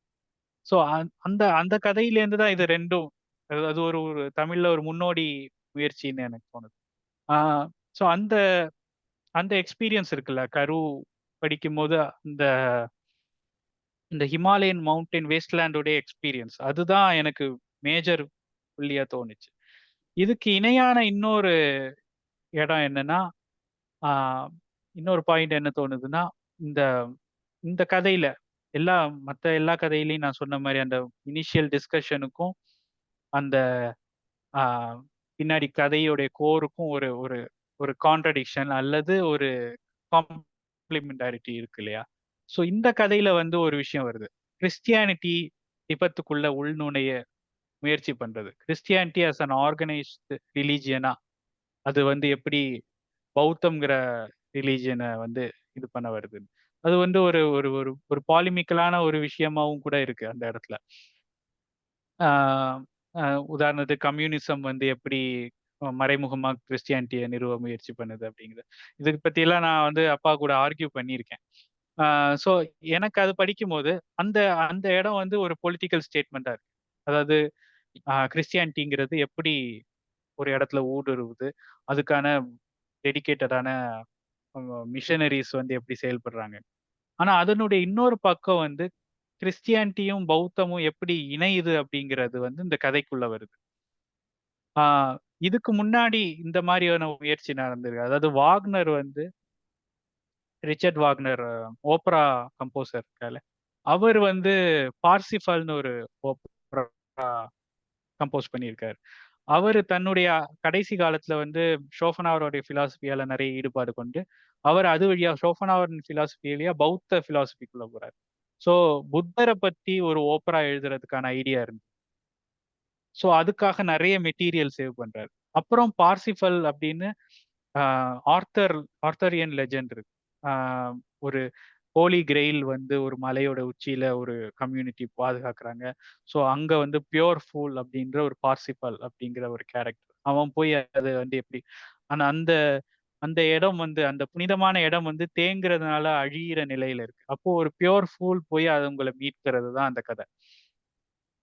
ஸோ இந்த டிராமாவ எழுத ஆரம்பிக்கும்போது, அவர் ஒண்ணு கண்டுகொள்றாரு. இதுவும் இந்த பௌத்த டிராமாலயும் நெறைய ஒற்றுமைகள் இருக்கு. அந்த பிலாசபிக்கலாவே நெறைய ஒற்றுமைகள் இருக்கு அப்படின்னு அந்த இதுக்காக அவர் சேர்த்து வச்ச மெட்டீரியல். உதாரணத்துக்கு இந்த பிரகிருதின்ற அம் ஒரு கதை உண்டு. ஒரு புத்தருடைய ஸ்டூடண்ட் அவன் ஞாபகம் இல்ல டக்குன்னு. அவன் வந்து ஒரு சண்டாள ஸ்திரீய பார்ப்பான். அந்த பெண் வந்து ஆ இவனுக்கு ரொம்ப டர்ட்டியாவும், இதாவும் இருப்பான். ஆனா, அவ வந்து லைஃப் பத்தின ஒரு இத கிளாரிட்டி இருக்கும். அந்த மாரியான அவள வந்து மாங்க்கா மாத்துறது பத்தின ஒரு கதை வரும். ஸோ அதே மாரி குன்றி அப்படின்னு ஒரு கேரக்டர் இங்க வரும். ஸோ இந்த மாரி நெறைய அப்புறம் அங்க வந்து மாறன் அப்படின்னு பௌத்தத்துல வந்து மாறன் அப்படிங்கிறது ஒரு ஒரு பெரிய கார்டன் ஆஃப் டிலைட் அப்படின்ற ஒரு இடத்துல அவன் வீற்றிருப்பான். அவன் எல்லா டெம்ப்டேஷன்ஸையும் அவன் பண்ணிக்கிட்டு இருப்பான். மாறன்கிறது இங்கேருந்து எடுத்துக்கிட்ட மன்மதனுடைய இதுதான். ஸோ அத வந்து அங்க வந்து கிளிங்சோர் அப்படிங்கிற ஒரு கேரக்டரா மாத்தியிருப்பாரு. ஸோ இவர் பௌத்தத்திலேருந்து கிறிஸ்டியானிட்டிக்கு எடுத்துட்டு போன அந்த ஒரு மான்சல்வாட் அப்படிங்கிற ஒரு இடத்துல தான் அது நடக்கும். ஸோ அதே மாரி இங்க இந்த பௌத்தத்துக்கும் கிறிஸ்டியானிட்டிக்குமான இணை இருக்கு இல்லையா? அதே மாரி இங்கேயும் ஒண்ணு நடக்குது. இங்க கருவுலயும் வந்து ஆ அந்த த கிங்டம் ஆஃப் ஹெவன் அப்படின்றது, கடவுளோட நீங்க ஒன்றா இருக்கக்கூடிய இடம். அதுவும் ஷாம்பாலாங்கிற ஒரு இடம் இருக்கு. ஒரு இடத்துல வந்து அந்த சுசான் நான் சொல்றா, எனக்கு வந்து இறந்ததுக்கு அப்புறம் நான் ஷாம்பாலா போக தான் விரும்புறேன் அப்படின்னு. அப்போ நீ வந்து இயேசுவோட இருக்க விரும்பலையா அப்படின்னு கேட்பான். இல்ல இயேசு அங்கதான் இருக்கான் அப்படின்னு என்னுடைய. ஸோ அந்த இடத்துல இப்போ கிறிஸ்டியானிட்டிக்கும் புத்திசத்துக்கும் ஒரு கடுமையான முரண், பொலிட்டிக்கலாவும் ஐடியாலஜிக்கலாவும் ஒரு முரணை முதல்ல கட்டமைச்சிட்டு, அப்புறம் இவங்க உணரக்கூடிய ட்ரூத்ல வந்து ஒரு காம்ப்ளிமெண்டாரிட்டி, ரெண்டுமே ஒன்றுதான் அப்படிங்கிற அந்த இடம் வருது. ஸோ இந்த அந்த அவனுடைய இறந்த பையன் இருக்கான் இல்லையா, அவன் வர்றது வந்து ஒரு கிரைஸ்ட் லைக் ஃபிகரா தான் வரான். அவன் வந்து ஷாம்பாலாக்கு வெளியே வந்து எல்லாரையும் அந்த சால்வேஷன் நோக்கி கொண்டு போகக்கூடிய ஒரு ஃபிகரா வரான். ஸோ இது பௌத்தத்திலையும் அதே விஷயம் இருக்கு. பௌத்தத்துல நேர் எதிர் திசையிலேருந்து வருது. இப்போ உதாரணத்துக்கு கடவுள் வந்து மனிதனை சால்வேட் பண்றதுக்காக இங்க பிறந்து இறந்து ஒரு சேவியரா மாறுறதுதான் கிறிஸ்டியானிட்டினா, இங்க இருக்கிறவர் வந்து அங்க போய் அந்த விஷயத்த உணர்ந்துட்டு திருப்பி இங்க வந்து, அதுதான் போதிசத்துவ நிலைங்கிறது. மகாயானத்துலதான் இந்த போதிசத்துவாங்கிறது முக்கியத்துவம் பெறுது. ஏன்னா அதுக்கு முன்னாடி வந்து இண்டிவிஜுவலா நிர்வாணம் அடைகிறது மட்டும்தான் நோக்கமா இருக்கு.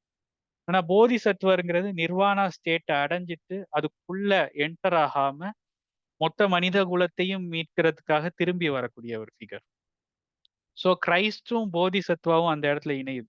ஸோ இந்த இடத்துல வந்து அவன் அந்த அந்த மகன் இருக்கா இல்லையா, ஒடுங்கின முகமும் நீண்ட இதுவும் சிவப்பக்கன். ஸோ அது ஒரு கிரைஸ்ட் லைக் ஃபிகர் தான். இன்னும் சொல்ல போனா அதுல கிரைஸ்டுடைய இன்னொரு ஆஸ்பெக்ட் என்ன வருதுன்னா, அந்த குழந்தையை இறந்து புதைக்கிறாங்க, அதுக்கு மேல சிலுவையெல்லாம் வச்சு. ஆனா அந்த குழந்தை வந்து ரீசரெக்ட் பண்ணப்படுது. ஸோ அந்த எலிமெண்ட் ஆஃப் இதுவும் இருக்கு. ஸோ இது ஒரு இந்த வாட்டி வாசிக்கும் போது இன்ட்ரெஸ்டிங்கா தோணுது அந்த ரெசரக்ஷன்ங்கிற விஷயம். அது நான் கவனிக்காம விட்டுட்டேன் முதல் தடவை. ஸோ இந்த பௌத்தத்துக்கும் இதுக்கும் வெளியே ஒரு முரணை கட்டமைச்சிட்டு உள்ள இது ரெண்டும் அடிப்படையில ஒரே ட்ரூத் தான். இந்த கம்பேஷன்ங்கிறது தான் அங்க பெரிய முக்கியமான ஒரு ஆஸ்பெக்ட்ல வருது. இந்த ஷம்பாலாங்கிற இதுல இருந்து கம்பேஷன் வந்து அதாவது உலகத்துல வந்து கம்பேஷன் குறைஞ்சிட்டே வரும்போது ஷம்பாலா இன்னும் பிரைட் ஆயிட்டே வரும். இந்த இமேஜ் வருது அதுல. ஒரு கட்டத்துல உலகத்தையே சூழ்ந்து இன்னொரு உலகமா மாத்தக்கூடிய அந்த மொமெண்ட்டை பத்தியும் பேசுது. கல்கியில வருது அப்படின்னு அந்த இவன் பேசுது. ஸோ இந்த மாதிரி பல மிஸ்டிக்கலான ஆஸ்பெக்ட்ஸ் இருக்கு. ஆனா நான் முந்தின கதையில எல்லாத்தையும் கிட்டத்தட்ட டீகோட் பண்ண மாதிரி ஒவ்வொன்றுத்துக்கும் ஒரு இணை அப்படி சொல்ற கதையில் இது ஒரு ஸ்டேட் ஆஃப் ஒரு ஃபீலிங் தான். அந்த அந்த ஃபீலிங்கை எனக்கு வந்து ரொம்ப பவர்ஃபுல்லா இந்த கதை கடத்துச்சு அப்படின்னு தோணுச்சு. இன்னொரு வகையில அந்த குழந்தை இறப்பு பாடல்னு ஒரு கதை. ஸோ இந்த இந்த கதை இப்ப படிக்கும்போது அந்த கதையுமே அதோட ரொம்ப பாதிப்பு இருக்கு அப்படின்னு எனக்கு தோணுச்சு. இந்த மறுபூமி, குழந்தை இறப்பு பாடல் ரெண்டுமே வந்து வாசகர்கள் பிடிக்கலாம். என்னுடைய கதையை வந்து நானே இங்க ஸோ ஸோ இந்த கரு பத்தி இதுதான் எனக்கு சொல்லறதுக்கு இருந்தது. அந்த அந்த கிறிஸ்டியன் மித்தாலஜியில இருக்கக்கூடிய ஒரு ஆஸ்பெக்டையும் பௌத்தத்தையும் இணைச்ச அந்த புள்ளி வந்து ரொம்ப இன்ட்ரெஸ்டிங்கா இருந்தது. வேற என்ன சொல்லலாம்? ஸோ இந்த ரோரிச்ங்கிற ஃபிகரும் அந்த இடத்துல தான் முக்கியம். ரோரிச் வந்து கிறிஸ்டியன் மிஸ்டிசிசம் சார்ந்தும் நிறைய படங்கள் வரைஞ்சிருக்காரு. அப்புறம் புத்திஸ்ட் இந்த ஷாம்பாலா இது பற்றியும் வரைஞ்சிருக்காரு. ஸோ இது ரெண்டும் மீட் ஆன இடங்கள் வந்து நம்ம நினைக்கிறத விட அதிகமா இருந்தது. ஏர்லி தியாலஜிஸ்ட்கள் நிறைய கிறிஸ்டியன் தாட் வழியா புத்திசத்தை கண்டடைஞ்சவங்க இருக்காங்க. ஸோ இத இத பத்தி மேற்கொண்டும் நிறைய படிக்க முடியும். அப்படி இன்னும் சொல்ல போனா கிரைஸ்டே வந்து இந்த கிரைஸ்ட்ங்கிற அந்த ஃபிகரே வந்து எப்படி புத்திசத்தெல்லாம் இன்ஃப்ளூயன்ஸ் ஆயிருக்கலாம்னு கூட நம்ம படிக்க முடியும். ஏன்னா அந்த டைம்ல யுரேஷியாங்கிறது வெல் கனெக்டடான ஒரு ட்ரேட் நெட்வொர்க் உள்ளதா இருந்தது. ஸோ புத்திசத்துடைய எசன்ஸ் அல்லது தாட் வந்து கிரைஸ்டுக்கு ரொம்ப ஈஸியா போய் சேர்ந்திருக்கலாம். ஏன்னா கம்பேஷன்ங்கிறது முதல்ல போதிக்கக்கூடிய 2 ரிலீஜியன்ஸ் இதுதான். அதுக்கப்புறம் தான் மற்ற ரிலீஜியன்ஸ் அதை வந்து ஒரு பிரைமரியான விஷயமாவே கன்சிடர் பண்ண ஆரம்பிக்குது. எஸ். ரொம்ப நன்றி அஜித்தன். கிட்டத்தட்ட நீங்க இந்த சூன்யதால தங்க புத்தகம் அந்த லிங்குவிஸ்டிக்கா எப்படி சொல்ல வருது அப்படின்னு அந்த ஒரு விளக்கம் ரொம்ப தத்துவார்த்தமாவும் போயிட்டு, அது இல்லாத இந்த law of identity, law of negation இது எல்லாத்தையும் சொல்லி ஒரு பெரிய எக்ஸ்பிளனேஷன் குடுத்தீங்க. அது உண்மையிலே அந்த கதைய இன்னும் இப்போ படிக்கும்போது இன்னும் ஒரு அடுத்த நிலை ஆழத்துக்கு எங்களால புரிந்து கொள்ள முடியும் அப்படின்ற ஒரு நம்பிக்கை வந்திருக்கு ஆக்சுவலி. ரொம்ப தேங்க்ஸ் அதுக்கு. அண்ட் இந்த நீங்க சொன்ன மாதிரி இந்த ரெசரக்ஷன் நாங்களுமே யோசிக்கல. அது அது ஒரு பெரிய திறப்பா இருக்கு இப்ப யோசிச்சு பார்க்கும்போது. ஏன்னா அது ஒரு ஒரு கட்டத்துல ஆ அந்த கிரைஸ்ட் லைக் ஃபிகர் கூட ஒரு கனெக்ஷன் மட்டும் தான் பண்ண முடிஞ்சதே தவிர, அது எப்படி அப்படின்றத கோர்க்கறதுக்கு ஒரு சரியான ஒரு இது வரல. பட் இப்போ அது ஒரு அது எனக்கு ஒரு நல்ல ஒரே ஒரு பாயிண்ட் இப்ப சாரி. அந்த அந்த 3 பெண்களுக்கும் அந்த கிரைஸ்ட் தோன்ற இடம் இருக்கு இல்லையா? கிரைஸ்ட்ன்னு நான் அதை இன்டர்பிரட் பண்றேன். பட் அந்த அந்த சிவந்த முடி கொண்ட அந்த இளைஞன் தோன்ற இடம் இருக்குல்ல, அந்த 3யுமே காமனா இருக்கிறது வந்து அவங்க பிரேயர் சொல்ல முயற்சி பண்ணுவாங்க. அந்த பிரேயருக்கு அர்த்தம் எதுவுமே போய் சேராது. ஸோ ஸோ அந்த கடவுள்லே இல்லாத ஒரு ஒரு சூழல் அவங்க அவங்க கடவுளை ஐடென்டிஃபை பண்ற, கடவுள் ரொம்ப டிஸ்டண்டா இருக்கிற மாதிரி ஃபீல் பண்ற இடத்துல அவன் தோன்றும். ஸோ அது எப்படி இன்டர்பிரட் பண்ணலாம்னா, ஒரு வகையில அவங்க வந்து அந்த ஆர்கனைஸ்டான அந்த ரிலீஜியன் அப்படிங்கிற அந்த இடத்துல இருந்து விடுபட்ட ஸ்பிரிச்சுவாலிட்டி போற இடத்துல தான் அவன் வரான். ஸோ பிரேயர்ஸோ இதுவோ அந்த மாதிரியான எந்த முறையுமே இல்லாத இடத்துல உண்மையிலே ஒரு ஸ்ட்ரகிள், லைஃப் இந்த ஸ்ட்ரகிள்ல வந்து கிரைஸ்ட் தோன்றாங்கிறது வந்து அந்த இடத்துல ஓகே சாரி கண்டினியூ. ஆமா. இல்ல. சாரி. நீங்க சொன்னது கரெக்ட் தான். ஆனா, அதுல ஒரு சின்ன ஒரு அன்ரிலேட்டடான ஒரு கொஸ்டின். இப்ப ஆனா அந்த அந்த மாங்க் ஒருத்தர் சொல்லுவார்ல ஃபர்ஸ்ட் இவர்கிட்ட, அ உங்களோட மகன் அங்க இருக்காங்க அப்படின்னு சொல்லிட்டுன்னு. சோ, அப்ப அந்த மாங்க்குக்கும் அவர் கண்டிப்பா காட்சி அளிச்சிருப்பார்ல. சோ, அதனால தானே அவருக்கு ஷூரா தெரியுது. அந்த ஒரு தருணம் அப்படின்றது.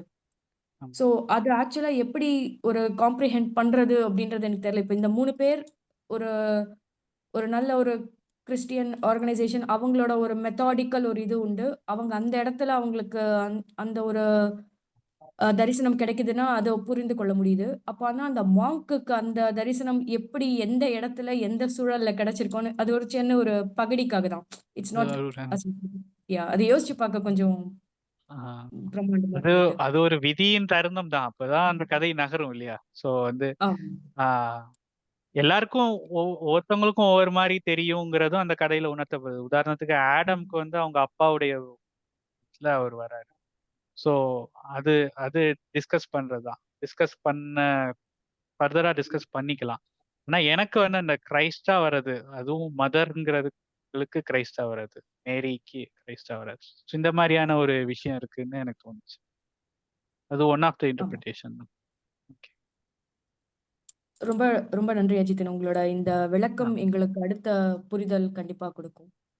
நண்பர்களுக்கு ஏதாவது கேள்வி இருக்கா? நீங்க ஹேண்ட் ரைஸ் பண்ணீங்கன்னா நம்ம வாசு வாசு. உங்க கேள்வி. ஆ ஹலோ அஜித், வணக்கம். வணக்கம். இப்போ பௌத்தத்துக்கும் அத்வைத வேதாந்தத்துக்கும் இருக்கிற சில அடிப்படையான தத்துவ சிமிலாரிட்டிஸை பற்றி நீங்கள் ஆல்ரெடி சொன்னீங்க தங்க புத்தகத்தை பற்றி. அதை பற்றி ஒரு சின்ன ஒரு அவதானிப்பு. இப்போ யோகாச்சார பௌத்தம், அதாவது மைண்ட் ஓன்லி ஸ்கூல், அசங்கா வசுபந்துவோட ஸ்கூலோட இன்ஃப்ளூயன்ஸ் வந்து கௌடபாதரோட மாண்டுக்கே காரிக்கால தீவிரமா இருக்கு. நீங்க சொன்ன மாதிரி ரெண்டுக்கும் அந்த ஆண்டலாஜிக்கல் ஸ்டேட்டஸும் அந்த ஃபினோமெனாலஜிக்கலாக எக்ஸ்பீரியன்ஷியல் ஸ்டேட்டஸும் கிட்டத்தட்ட சேம்ன்றதான் என்னோட அப்சர்வேஷன். எம்பசிஸில் தான் வந்து மாறுபடுது. இப்போ அத்வைத வேதாந்தம் சச்சிதானந்தான் பாசிட்டிவ் ஸ்பின் கொடுத்தாலும் நிர்குண பிரம்மன்ன்ற கருதுகோள் வந்து நாம ரூப அதுக்கப்புறம் அதோட விவகாரிகமாக எதுவுமே கிடையாது. ஸோ அதே மாதிரி பௌத்தத்தில் வந்து அனித்யா, அனிச்சா, அனாதா, அதுக்கப்புறம் துக்கா என்ற கருதுகோள்கள் நெகட்டிவா அண்டர்லைன் பண்ணாலும் ஷென்டாங், ஜோக்சர் மாதிரி ஸ்கூல்ஸில் வந்து வாய்ட் ஆஃப் கிளியர் லைட்டு, ரிப்பா, அதுக்கப்புறம் வந்து வேற சில வார்த்தைகள் பாசிட்டிவாக அண்டர்ஸ்கோர் பண்ணுற வார்த்தைகள் இருக்கு. ஸோ அதனால பார்க்கும்போது எக்ஸ்பீரியன்ஷியல் லெவல்ல வந்து கிட்டத்தட்ட ஒரே தரிசனத்தில் வேற விதமா பாசிட்டிவ் அண்ட் நெகட்டிவா இல்லை சொல்லாம சொல்றாங்களான்றதுதான் என்னோட ஒரு சின்ன புரிதல். என்னுடைய கருத்தும் அதுதான். அதாவது இப்படிதான் அது வந்து ஒன்ன வேறுபடுத்தி காட்டணும்னாலே எக்ஸ்ட்ரீம் போலரைஸ் பண்றது தான் நம்மளுடைய தாட்ல இருக்கக்கூடிய வழக்கம். ஸோ அத்வைதம்ங்கிறது ஸ்டேட்டிக்கான மாறாத பாசிட்டிவ் இருத்தல் சார்ந்தது மட்டும்தான் அப்படின்னு சொல்றதும் ஒரு போலரைசிங் ஸ்டேட்மெண்ட் தான். அதே மாதிரி இது வந்து எப்போதும் மாறக்கூடிய நெகட்டிவான டிஸ்கிரிப்ஷன் கொண்டதுங்கிறதும். இது ரெண்டுலயுமே அண்டர் ரேட்டட் ஆஸ்பெக்ட்ங்கிறது இதுல வந்து நிர்குண அல்லது எக்ஸ்பிளைன் பண்ண முடியாத அப்படின்னு சொல்லக்கூடிய ஆஸ்பெக்ட். பிளஸ் பௌத்தத்துல வந்து அதுவும் பர்டிகுலரா யோகாச்சாரத்துக்கு அப்புறம் வரக்கூடியதுல அந்த ஸ்வயம் பிரகாசம் அந்த மாதிரியான ஆஸ்பெக்ட் நிறைய இருக்கு. அதுவும் பர்டிகுலரா அந்த யோகா இணையும் போது, ஆதி யோகா சொல்லக்கூடிய அந்த யோகா இணையும் போது அவங்க நிறைய பாசிட்டிவ் எக்ஸ்பீரியன்ஸ் வந்து சொல்றாங்க, லைட்டுங்கிறது அந்த மாதிரி. ஸோ அதை பத்தி நானே ஆஹ் எழுதணும்னு நினைச்சிருந்த ஒரு விஷயம் தான். தேங்க்ஸ் சார் சொன்னது. ரைட். அப்புறம் ஒரு சின்ன விஷயம், இந்த ஐடென்டிட்டி நெகேஷன் பற்றி சொன்னீங்க இல்லையா? ஐடென்டிட்டி அத்வைத வேதாந்தத்தில் பார்க்கும்போது ஐடென்டிட்டின்றது பிரம்மன் தான். நெகேஷன் வந்து நேத்தின்னு எடுக்க முடியுமா? பிரம்மன் இல்லாத எல்லாமே பிரம்மன் கிடையாது அப்படின்னு நேத்தி படி நெகேட் பண்ணிட்டு ஐடென்டிட்டியை எஸ்டாப்ளிஷ் பண்ற மாதிரி எடுக்க முடியுமா? அது எகெயின் வந்து அந்த பிரம்மனோட எக்ஸிஸ்டன்ஸை அந்த எதெல்லாம் நெகேட் பண்ணுதோ அது சார்ந்ததா மாத்துது. ஸோ இதை தாட்டுக்குள்ள கொண்டு வரும்போது அந்த பிரச்சனை வந்துடும். அதை நீங்க மறுக்கவே முடியாது. ஸோ நேதின்னு சொன்னாலுமே அப்ப நேதிங்கிறது ஒரு ஒரு ரிலேஷனுக்குள்ள கொண்டு வருது இல்லையா? ஸோ அதுதான் அவங்க சொல்றாங்க. ஸோ அதனால தான் அனிர்வச்சனீயம் அந்த மாதிரி வேர்ட்ஸ் ஆமா யூஸ் பண்றாங்க. ஆமா ஆமா. ரைட். நன்றி வேற நன்றி. ஏதாவது கதையிலேருந்து ஏதாவது வாசு சாரி ஆண்டனி. ஓகே. வணக்கம் அஜிதன். கரெக்டா விளங்குதா? கேக்கு. ஓகே. இப்ப நான் இந்த தங்க புத்தகத்தை பத்தி ஒரு விஷயத்த அந்த கதையை வாசிக்க எனக்கு அந்த கேள்வி இருந்தது. இப்ப இன்னைக்கு நீங்க விளங்கப்படுத்தி சொன்ன அப்புறம் எனக்கே விளங்கினது. அதுதான் காரணமாண்டு. ஏனென்றா இந்த இவங்க எல்லாம் இந்த இந்த தங்க புத்தகத்தை பிரதி எடுக்க இந்த காப்பி பண்ணி எடுக்க அந்த பிரதி மாறுது. அது ஒரு ஒரிஜினல் பிரதியா இருக்குது. அப்ப நான் யோசிச்சேன் இவங்கட அந்த அந்த பிரதி எடுக்கிறவர்களுடைய மூளைக்குள்ள ஏதோ நடக்குதுன்னு தான் நான் யோசிச்சேன். அங்கதான் ஏதோ ஒரு மாற்றம் நிகழுது. அப்ப எனக்கு 2 விஷயம் தோணினது. ஒன்றுக்கு எனக்கு விட கிடைக்கல. அப்ப இந்த முறை நீங்க சொன்ன அதைத்தான் சொல்ல வரேன். என்னண்டா அவங்க அதுக்கு முதல் தியானத்துல ஈடுபடுறாங்கன்னு இல்ல நீங்க சொன்னீங்க. அதை நான் யோசிச்சே பார்க்கல. அந்த இருட்டறைக்குள்ள அந்த தண்ணிலேயே இழந்து அதை விளங்கப்படுத்தி சொன்னீங்கல்ல, அதை பத்தி நான் யோசிக்கல. இப்ப அது எனக்கு சரியாப்படுது. இது ஒன்று நடந்திருக்கு தானே அதுக்கு முத அவங்க 2 பேருக்கும். அந்த ஒரு விஷயத்த சொன்னது ரொம்ப நல்லா இருக்கு. மற்றது ஒன்று நான் ஒவ்வொரு முறை யோசிக்கீங்க அந்த சில அந்த சில்லியான தோட்ஸ்களும் மறந்தானே. அப்ப நான் சொன்னேன் இவங்கிட்ட ஒரு போட்டோ காப்பி மிஷினை கொடுத்திருந்தா என்ன நடந்திருக்கும்னு யோசிச்சிருந்தேன் நான். இல்ல அது தப்பா வரும். அப்ப சரிதான். இப்ப நான் என்னடா இது 20ஆம் நூற்றாண்டுல நடக்குது. எப்படியோ போன நூற்றாண்டு தான் 1900 ஏதோ ஒண்ணு மாதிரி. அப்ப போட்டோ காப்பி மிஷின் எப்ப வந்தோன்னு எனக்கு தெரியல. அப்போ அப்படி ஒன்று கொடுத்திருந்தா அல்லது ஒரு கேமராவை இப்ப நாங்க எங்களோட போன் கேமராவை எடுத்தும் ஒரு பேஜுகளை போட்டோ எடுக்கலாம் தானே. அப்படி ஏதாவது எடுத்திருந்தாலும் மாறி இருக்குமோன்னு எல்லாம் யோசிச்சு பார்த்தேன் நான். அத சொல்லணும்னு தான் நினைச்சேன். நம்ம கேள்விகள் ஒன்றும் எனக்கு பெருசா இல்ல தங்க புத்தகத்துல. இருந்த ஒரு கேள்விக்கு நீங்க ஒரு நல்ல ஒரு விளக்கம் சொல்லி இருக்கிறீங்க. அந்த அவங்க அந்த தியானத்துல ஈடுபட்டது, அந்த ஒளிக்கை இல்லாத அறையில இருந்து அது சரியா தான் எனக்கு படுது. மற்றது அந்த கரு வந்து எனக்கும் அப்படித்தான் பட்டது. அந்த அவர் வந்து இந்த கிறிஸ்துவின் ஒரு ஒரு உருவம் அல்லது கிறிஸ்துவ மாதிரி ஒரு ஒரு கேரக்டரா தான் அவர் வேறார். அந்த குழந்தை, அதுக்கு பிறகு அது வளர்ந்த குழந்தை. அதுக்கு வேற என்ன இந்த பின்தொடர் நிலவின் குரல்லையும் ஒரு கேரக்டர் வருது தானே. ஏன்னா ஜெயமோகன் வந்து நிறைய தடவை கிறிஸ்த பற்றி எழுதி இருக்கிறார். அப்ப அதுவும் எனக்கு சரியா படுது. இப்ப கரு வந்து கருவுண்ட கதை அது முடிக்கிற இடத்துல என்னென்னவோ நடந்துட்டு இப்படி முடியுதேண்டும் ஒரு முடிவு வருது. இது என்ன முடிவு இது? அப்படியே கதையை சொல்லிட்டு அவர் போறார். அவங்கள் என்ன அது வந்து அந்த கதையுடைய கடைசி ஒரு நிமிஷம் புத்தகத்தை எங்கேயோ வச்சேன். ஒரு நிமிஷம். அந்த கதையை யாராவது கையில வச்சிருக்கீங்களா? போன்ல தான் இருக்கு. இருக்கு, ஜிதன். கருவுடைய கதையாரு ஆ இருக்கு நான் இருக்கு நான் என்கிட்ட இருக்கு வச்சிருக்கேன். புக். ஆ உள்ள அந்த கடைசி இது ஜெயமோகன் அந்த ஆதர் உணர்ற ஒரு இடம் அந்த அதான் கடைசி கருவுடைய கடைசி பக்கம் இல்ல இல்ல ஓகே. கடையுடைய கடைசி வரி முக்தா அது கைகளை எனக்குமே கட்டிக்கொண்டு ஆ மழையை வாட்ஸ்அப் பார்த்தபடி அமர்ந்திருந்தார். நான் யூக்கலிப்டஸ் மரங்களின் நடந்ததை பார்த்து கொண்டிருந்தேன். இந்த ஒவ்வொரு அசைவுக்கும் பொருள் உண்டு என்றால், இந்த ஒவ்வொரு மழைத்துளிக்கும் இலக்கு உண்டு என்றால், நான் என்னுள் ஓட்டிக் கொண்டிருக்கும் இந்த தர்க்கத்திற்கு என்னதான் பொருள் என்னும் எண்ணம் என்னுள் எழுந்து சாவை கண்முன் கண்டது போல மெய்சிலிர்ப்பு கொள்ள செய்தது. உடனே ஒரு சூடான டீ தேவை என்று தோன்ற எழுந்து குடையை எடுத்தபடி சமையலறைக்கு சென்றேன். அதாவது அந்த பிறகு கதையில கடையில வந்து ப்ரொஃபவுண்டான விஷயத்த டக்குன்னு ஒரு முண்டேனான விஷயம் வச்சு பேலன்ஸ் பண்ணி அதை மறைக்கிறதுங்கிற ஒரு டெக்னிக் அந்த ரைட்டர்ஸ் ஃபாலோ பண்ண. ஸோ இதுல அந்த அந்த அந்த கடைசி இது இருக்கு இல்லையா, அதுல வந்து எனக்கு ஒரு முரண் இருக்கிற மாதிரி தோணுச்சு. அதாவது இங்க எதுக்குமே ஒரு ஃபிக்ஸடான பொருள் இல்லை அப்படின்னு சொல்லும் போதுதான் அதுக்கு அந்த பொருளை வந்து இணைக்கிற அந்த எல்லாத்தையும் இணைக்கிற தர்க்க புத்திக்கு ஒரு அர்த்தம் வருது இல்லையா. இந்த கதையிலே இன்னொரு இடம் வரும். ஒவ்வொரு ஈவெண்ட்டுக்கும் அறிய முடியாத பல ஆஸ்பெக்ட்ஸ் இருக்கு. அந்த அறிய முடியாத ஆஸ்பெக்ட் தான் ஒரு கொக்கி மாதிரி. அதை வந்து இன்னொரு அறிய முடியாத கொக்கி வெளியே இணைச்சு ஸோ ஈவெண்ட்டை வந்து இணைச்சு இப்போ 3 கதை வருது. ஹெலனா ரோரிச் வராங்க, சூசான் வராங்க. இவங்க 3 பேருமே 3 கேரக்டர்ஸ். ஆனா 3 பேரும் ஒன்றா மெர்ஜா வராங்க. காரணம் அவங்க ஒரே ஃபிகரை பாக்குறாங்க. ஸோ அந்த அன்னோன் ஆஸ்பெக்ட் பகுதி பகுதியா கதை தெரிகிறது. ஒரு பசில் மாதிரி தான் இந்த கதை பில்ட் ஆகுது. இந்த பசிலை நிகழ்த்துறது அந்த அறிய முடியாத அந்த ஆஸ்பெக்ட். ஸோ அதுதான் ஒட்டுது ஒவ்வொன்றையும்.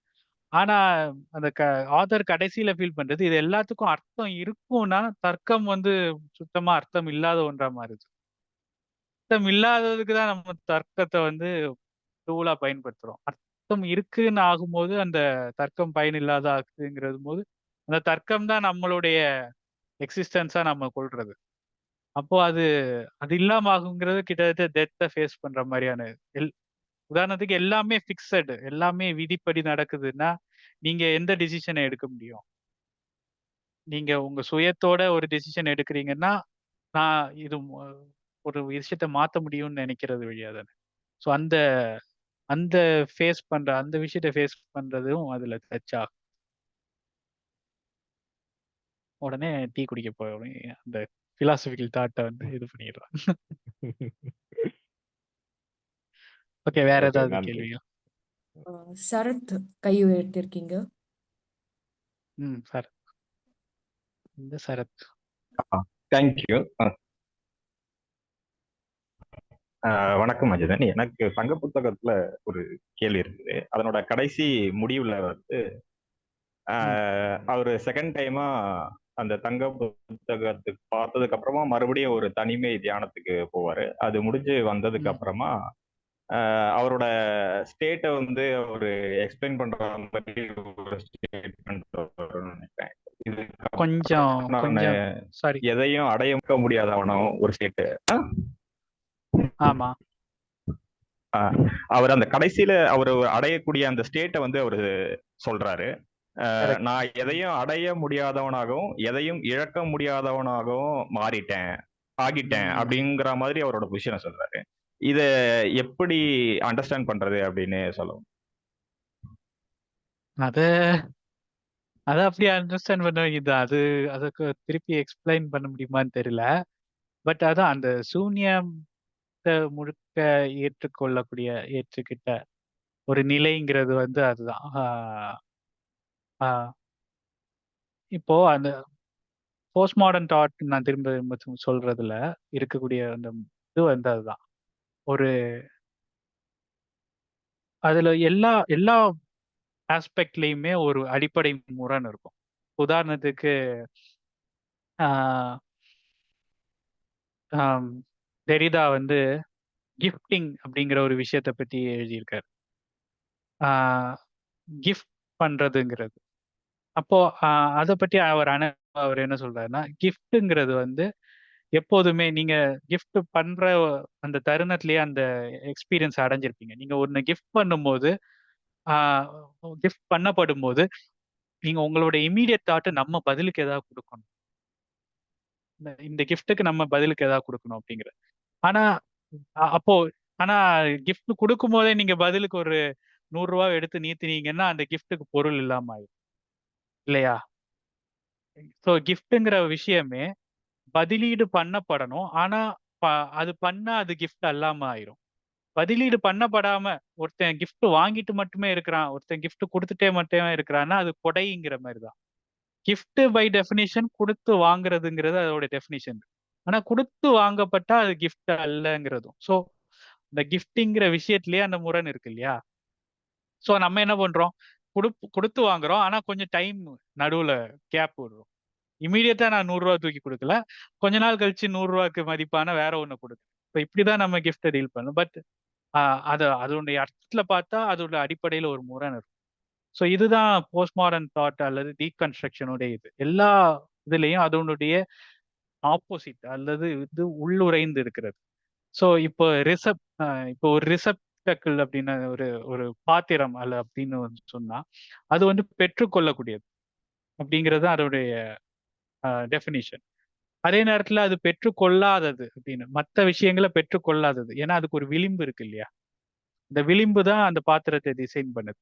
ஸோ அது பெற்றுக்கொள்றது, அந்த விளிம்பு வந்து பெற்றுக்கொள்றதை எப்படி நிகழ்த்துதோ அதே மாதிரி பெற்றுக்கொள்ளாததையும் நிகழ்த்த வேண்டியிருக்கு. அப்போ ஒரு இன்ஃபினிட் ரிசப்டிக்கிள்னா எப்படி? எல்லாத்தையும் பெற்றுக்கொள்ள மட்டுமே செய்யக்கூடியது வந்து ஒரு ரிசப்டிக்கிளா இருக்க முடியுமா? அப்ப அது பெற்றுக்கொள்ளாததே இல்லை அப்படின்னா அது ஒரு பாத்திரமா இருக்க முடியாது இல்லையா? ஸோ அந்த மாதிரியான ஒரு ஸ்டேட் வந்து இருக்க முடியுமா? எல்லாத்தையும் பெற்றுக்கொள்ளக்கூடிய, எதையும் பெற்றுக்கொள்ளாத. ஸோ இந்த முரண் தான் வந்து அந்த சூன்யதையில இருக்கக்கூடிய முரண். அதுதான் வந்து இவர் சொல்றாரு. எதையுமே பெற்றுக்கொள்ளாதவன் தான் எல்லாத்தையும் பெற்றுக்கொள்ள முடியும் அப்படின்ற மாதிரியான முரண்கள்ல தான் அதை எக்ஸ்பிரஸ் பண்ண. ஸோ அதுதான் மிஸ்டிக் தாட்டுங்கிறது. ஸோ அதை வந்து மேலதிகமா அதை லாஜிக்கலா எக்ஸ்பிளைன் பண்ண முடியாது. ஈஸ்வரி மேடம் ஏதோ கை தூக்கியிருக்காங்க. ஹலோ. ரொம்ப பெரிய திறப்பா இருந்தது நீங்க தங்க புத்தகம் என் கரு சொன்னது. இதுல எனக்கு எனக்கு வந்து ஒரே ஒரு சந்தேகம், தெரியல இது சந்தேகம் கரெக்டா இல்லையான்றது கூட. அதுல வந்து முக்தா வந்து அந்த புக்கோட சேஞ்சஸ வந்து அட்டவணை போட்டு இதுதான் இதுக்கு ரூல்னு எழுதியிருப்பாரு அப்படின்னு சொல்லிட்டு நீங்களும் சொன்னீங்க வந்து பௌத்த தத்துவத்துல வந்து அந்த சேஞ்சுங்கிறது வந்து இருந்துகிட்டே இருக்கு, அதுக்கு ஒரு ரூல் இருக்கு, அது பிக்ஸ்டா இருக்கும் அப்படின்னு சொல்லிட்டு. சோ அந்த ரூல்ஸ் ஆனா வந்து அவர் கூட இருக்கிறவர் சொல்லுவாரு, நீ பாரு திரும்ப இந்த அட்டவணையை நீ பார்த்தேன்னா கூட அது கூட மாறிக்கிட்டே தான் இருக்கு. சோ அப்போ அந்த ரூலுங்கிறது பிக்ஸ்டா இல்ல அதுவும் சேஞ்சஸ் ஆக இருக்கிறது தானா தத்துவப்படி பார்த்தா? அப்படிங்கிற ஒரு சந்தேகம் இருந்தது. மேபி எனக்கு இதுக்கு சந்தேகமான்னு கூட எனக்கு தெரியல. இல்ல அதான் ஃபைனலா அவர் கண்டடைகிறது வந்து அந்த ரூலுமே ஒரு சேஞ்சுக்குள்ளதான் அந்த ரூல் இருக்கு அப்படிங்கிறது தான். இப்போ முக்தா பண்றது இருக்கு இல்லையா, ஒரு விளையாட்டா மாத்திக்கிட்டு அந்த ரூலை கண்டுபிடிக்க, அது வந்து பௌத்தத்துடைய வழிமுறைகள்ல இனிஷியல் வழிமுறை. சோ இந்த கதை வந்து அதையுமே விமர்சிக்குது. அது ஒரு விளையாட்டா பண்ணலாம், அது ஒரு ரூல், அது ஒரு ஆர்கனைஸ்டா பண்ண முடியும். ஆனா அதுவுமே உண்மைக்கான வழிமுறை இல்லை. இப்போ அதனுடைய ஆனா அது ஒன் ஸ்டெப் பெட்டர் தேன் அந்த அது உண்மையில என்ன அப்படின்னு கண்டுபிடிக்கிறதுக்கும், அது மாறுதுங்கிறத அப்செக்ட் பண்ணிக்கிட்டு அதை எப்படி மாறுதுன்னு மட்டும் பார்த்துட்டே இருக்கிறது வழியா அது அது என்ன அப்படின்னு பாக்குறது. ஆனா அது என்னங்கிறது அல்டிமேட்டா அறிய முடியாம. சோ இந்த ரூல் வழியா அவங்க போய் அடைகிறதும். சோ பௌத்தத்துல வந்து அது தன்னுடைய வழியே மறுத்துக்கக்கூடிய தன்மை நிறைய உண்டு. நாகார்ஜுனர் தாட்ல அதுதான் சொல்லுவாங்க. சோ இந்த கதையில வரக்கூடியது அந்த ரூல் கண்டுபிடிக்கிறது, அந்த எக்ஸசைஸுமே வீண் தான். ஆனா அந்த எக்ஸசைஸ் வந்து அந்த உண்மை அடையறதுக்கான ஒரு ஒரு வழி, அந்த ஏணி மாதிரி. அதை வந்து அதுக்கப்புறம் அதை கீழே தள்ளி விட்டுறது தான். ஓகே, ரொம்ப நன்றி. ரொம்ப ரொம்ப பெரிய ஒரு விஷனரியா இருந்தது. திரும்ப இப்ப தங்க புத்தகம் திரும்ப வாசிக்கணும் அப்படிங்கிற மாதிரி இருந்தது. ரொம்ப நன்றி. நாகராஜன் கை உயர்த்திருக்கீங்க. ஹலோ, வணக்கம் அஜிதன். உங்களுடைய வணக்கம். விளக்கங்கள் உண்மையிலே ரொம்ப நிறைய தாட் ப்ரொவோக் பண்ணுது. தேங்க்ஸ். Thank you. எனக்கு 2 விஷயம்.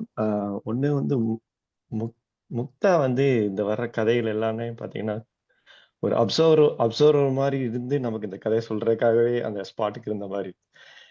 ஆ ஆக்சுவலா பார்த்தா முக்தாவுக்கு இதுல எங்கேயுமே ஏதோ தேடல் இல்ல. எல்லா இடத்துக்கும் பயணம் பண்றாரு. அவருக்கு டெஸ்டினேஷனே இல்ல. நான் எங்க வேணா போவேன்ட்டு எல்லா இடத்துலயும் போயிட்டே இருக்காரு. ஸோ அந்த முக்தாங்கிற கேரக்டர் ஒரு ஒரு அ ரொம்ப மிஸ்டீரியஸா ஒரு டெஸ்டினேஷனே இல்லாம எல்லா இடத்துக்கும் பயணிங் பண்ணிக்கிட்டே போற மாரியான ஒரு இது இருக்கு. அத பத்தி நீங்க என்ன நினைக்கிறீங்க? 2வது சால்வேஷனுக்கு ஒரு சம்பாலா அப்படிங்கிற மாரி எல்லா சால்வேஷன பத்தி யோசிக்கிற எல்லாரும் அதுக்கு ஒரு ஸ்பாட் இருக்கிற மாரி ஒரு இடம் இருக்கு சால்வேஷனுக்கு அப்படின்னு ம்.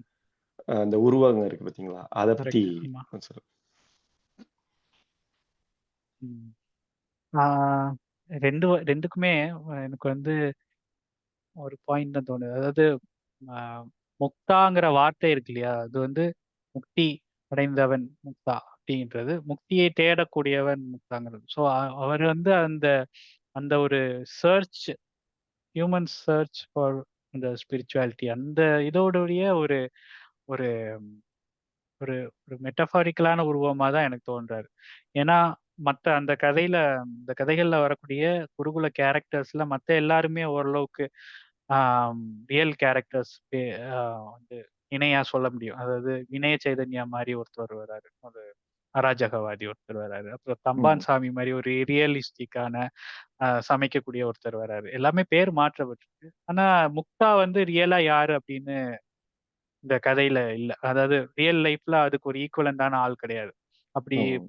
திபெத்துக்கும் இதுக்கும் அலைந்த ஒரு துறவி நாராயண குருகுலத்துல இல்ல. அது வந்து இந்த கதைகளுக்காக பண்ணப்பட்ட ஒரு கேரக்டர்ன்னு நெனைக்கிறேன். ஸோ அது வந்து இவங்க எல்லார்ட்டேந்தும் இருக்கக்கூடிய அந்த சர்ச்சுடைய இத வந்து தோணுச்சு. ஸோ அது ஒண்ணு. அப்புறம் அந்த சால்வேஷனுக்கான இடம் அப்படின்னு நீங்க சொன்னது. அது சொல்லும்போது எனக்கு தோணுனது அந்த பார்சிஃபால்ல நான் அந்த ஒரு மலை சொன்னேன் இல்லையா? அதுக்கு பேரு Monsalvat. Mountain of okay. Salvation. அதுதான் மவுண்ட் ம். சால்வாட். ஸோ அந்த இடம் வந்து எல்லா ரிலிஜியன்லயும் இருக்கு. அ அது வந்து ஆ அதாவது டோட்டலா டிரான்சென்டென்டல் அந்த முக்திங்கிறது, அல்லது அந்த ஆஃப்டர் லைஃப்ங்கிறது டோட்டலா டிரான்சென்டென்டல் அப்படின்னு சொல்றது வந்து மதத்துக்கு இன்னவிட்டபிளா வந்து ஒரு ரியலிஸ்டிக் கிரவுண்ட குடுக்கல. ஸோ உலகத்துல ஏதோ ஒரு இடத்துல சொர்க்கம் வந்து எட்டி பாக்குது அப்படிங்கிற ஆஸ்பெக்ட் வந்து எல்லா ரிலிஜியன்லயும் இருக்கு. ம். ஆ இப்போ பூமியில வந்து ஒரு கைலாசம்ங்கிற ஒரு மவுண்டெயின் வந்து அந்த இடத்துல ஒரு சொர்க்கத்துடைய ஒரு துளி அல்லது அந்த மாதிரி. ஸோ அது அந்த கிறிஸ்டியானிட்டிலையும் அந்த ஆர்த்தரியன் லெஜெண்ட்ஸ்ல இருக்கு. அப்புறம் பௌத்தத்துல வந்து ஷாம்பாலான்னு ஒன்று ஃபிக்ஷனலா சொல்லப்படுற மாதிரியே பௌத்தத்துல நீங்க கேட்கலாம் சொர்க்கம்ங்கிற ஆஸ்பெக்ட் இருக்கான்னு. ஏன்னா அவங்க எல்லா மறுபிறவி சாரி ஆஃப்டர் லைஃப் அந்த மாதிரியான பல விஷயங்களை மறுக்கிறாங்க. ம். காடு இது அந்த மாதிரியான ஆஃப்டர் லைஃப்னா அது சம்சாரா மறுபிறவி அவங்க ஏத்துக்கிறாங்க. இந்த ஆஃப்டர் லைஃப் அதாவது சொர்க்கத்துல ஒரு நிரந்தரமான இது அப்படிங்கிறத முதல்ல மறுக்கிற மாதிரி தான் இருக்கு. ஆனா அதுக்கப்புறம் ஜப்பான்லயும் சைனாலையும் பரவுன புத்திசத்துல வந்து சொர்க்கத்துக்கு இணையான கான்செப்டே ஒண்ணு வருது அங்க. அதாவது இந்த நின்ஸ்டன் புத்திசம் அந்த மாதிரி ஜப்பான்ல உருவான பல புத்திஸ்ட் ஸ்கூல்ஸ் இருக்கு. அங்கெல்லாம் நீங்க வந்து மனிதர்கள் வந்து நிர்வாணம் அடைய முடியாதுன்னே சொல்றாங்க. ம். நிர்வாணாங்கிறது மனிதர்களுக்கு பாசிபிள் இல்ல. அது வந்து போதிசத்துவர்கள் மட்டும்தான் அந்த நிலையில இருக்கு. நீங்க வந்து நல்ல விஷயங்களை பண்ணா அல்லது புத்தரை வேண்டிக்கிட்டா, அமிதாப புத்தரை வேண்டிக்கிட்டா, நீங்க வந்து அந்த அமிதாப புத்தர் இருக்கக்கூடிய அந்த கார்டன் அந்த ஒரு ஒரு பூலோகத்துல ஒரு சொர்க்கம் மாதிரியான ஒரு இடம் இருக்கு. அங்க அமிதாப புத்தர் கூட நீங்க இருக்கலாம். அதுதான் அந்த புத்திசம் போதிக்கக்கூடிய அந்த school of Buddhism போதிக்கக்கூடிய Mukti. So அது கிட்டத்தட்ட நம்ம கிறிஸ்டியன்லயோ அல்லது இந்துவிசத்திலேயோ வரக்கூடிய சொர்க்கத்துடைய நெருக்கமா வருது. ஸோ புத்திசம் கூட அதுக்கு விதிவிலக்கு இல்லை இந்த சொர்க்கம்ங்கிற கான்செப்ட். ஸோ ஷாம்பாலாங்கிறது அந்த வின்ஸ்டன் புத்திசம் அதுலலாம் சொல்லப்படுற அதே அமிதாப் புத்தர் கூட இருக்கக்கூடிய எல்லாரும் தங்களோட இண்டிவிஜுவாலிட்டியும் இதுவும் இருக்கக்கூடிய ஒரு இடம். அப்படிதான் சொல்ல முடியும்.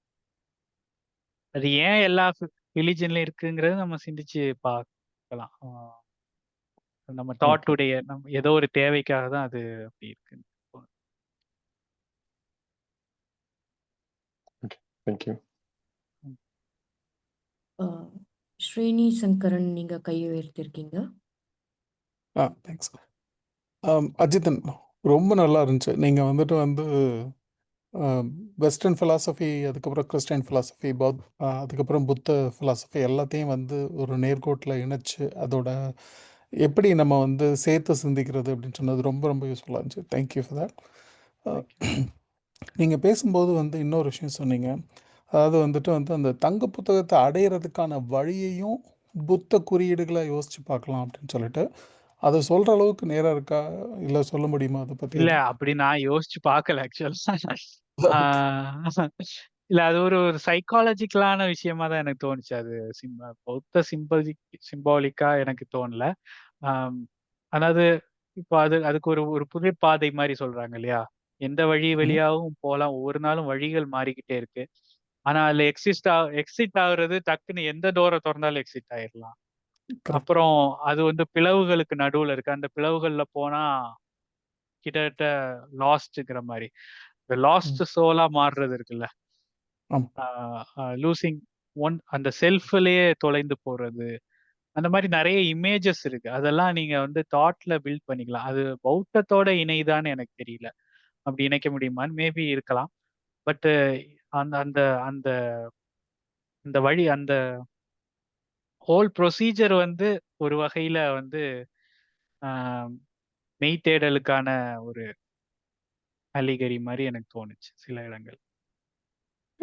எனக்கும் சில விஷயங்கள் ரொம்ப சிம்பிளான எக்ஸாம்பிள், எந்த டோரை திறந்தாலும் நீங்கள் வெளியில் போயிடலாம் அப்படின்றது ஆன்மீக பாதையில் இருக்கிறவங்க டிஸ்ட்ராக்ஷன்னால ஈஸியராக அதை விட்டுட்டு வெளியில் போயிடலாம் அப்படின்ற அதுக்கு நிறைய கதைகள் நம்மளோட மரபுலேயே நிறைய இருக்குது.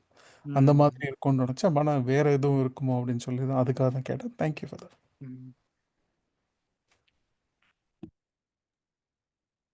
நண்பர்களுக்கு வேற யாருக்காவது கேள்விகள் இருக்கா அஜித்தன் கிட்ட கேட்க வேண்டியது? இது ரிலேட்டட் இல்லாத விஷயம் தான். பட் அஜித்தன்கிட்ட கேட்குறேன்.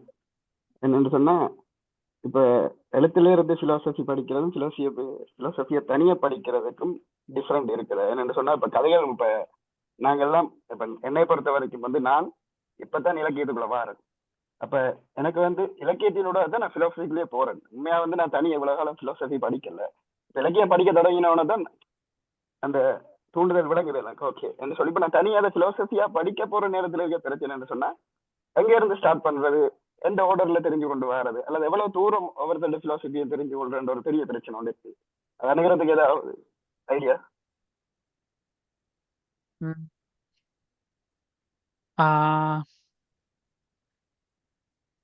இப்போ என்கிட்ட கேட்டிங்கன்னா, நான் இப்போ என்னுடைய வெஸ்டர்ன் ஃபிலாசபி ஒரு கிளாஸ் நடத்துகிறேன் வெள்ளிமலையில், இங்கே ஈரோடு கிட்ட. ஸோ அங்கே நான் இப்போ நான் சொன்னதோடைய சில விஷயங்கள் கூட அதில் வரும். மேஜராக ப்ரீசாக்ரட்டிக்லேருந்து ஆரம்பித்து ஜெர்மன் ஃபிலாசபி மேஜராக கவர் பண்ணுற மாதிரி ஒரு கோர்ஸ் நடத்துகிறேன்.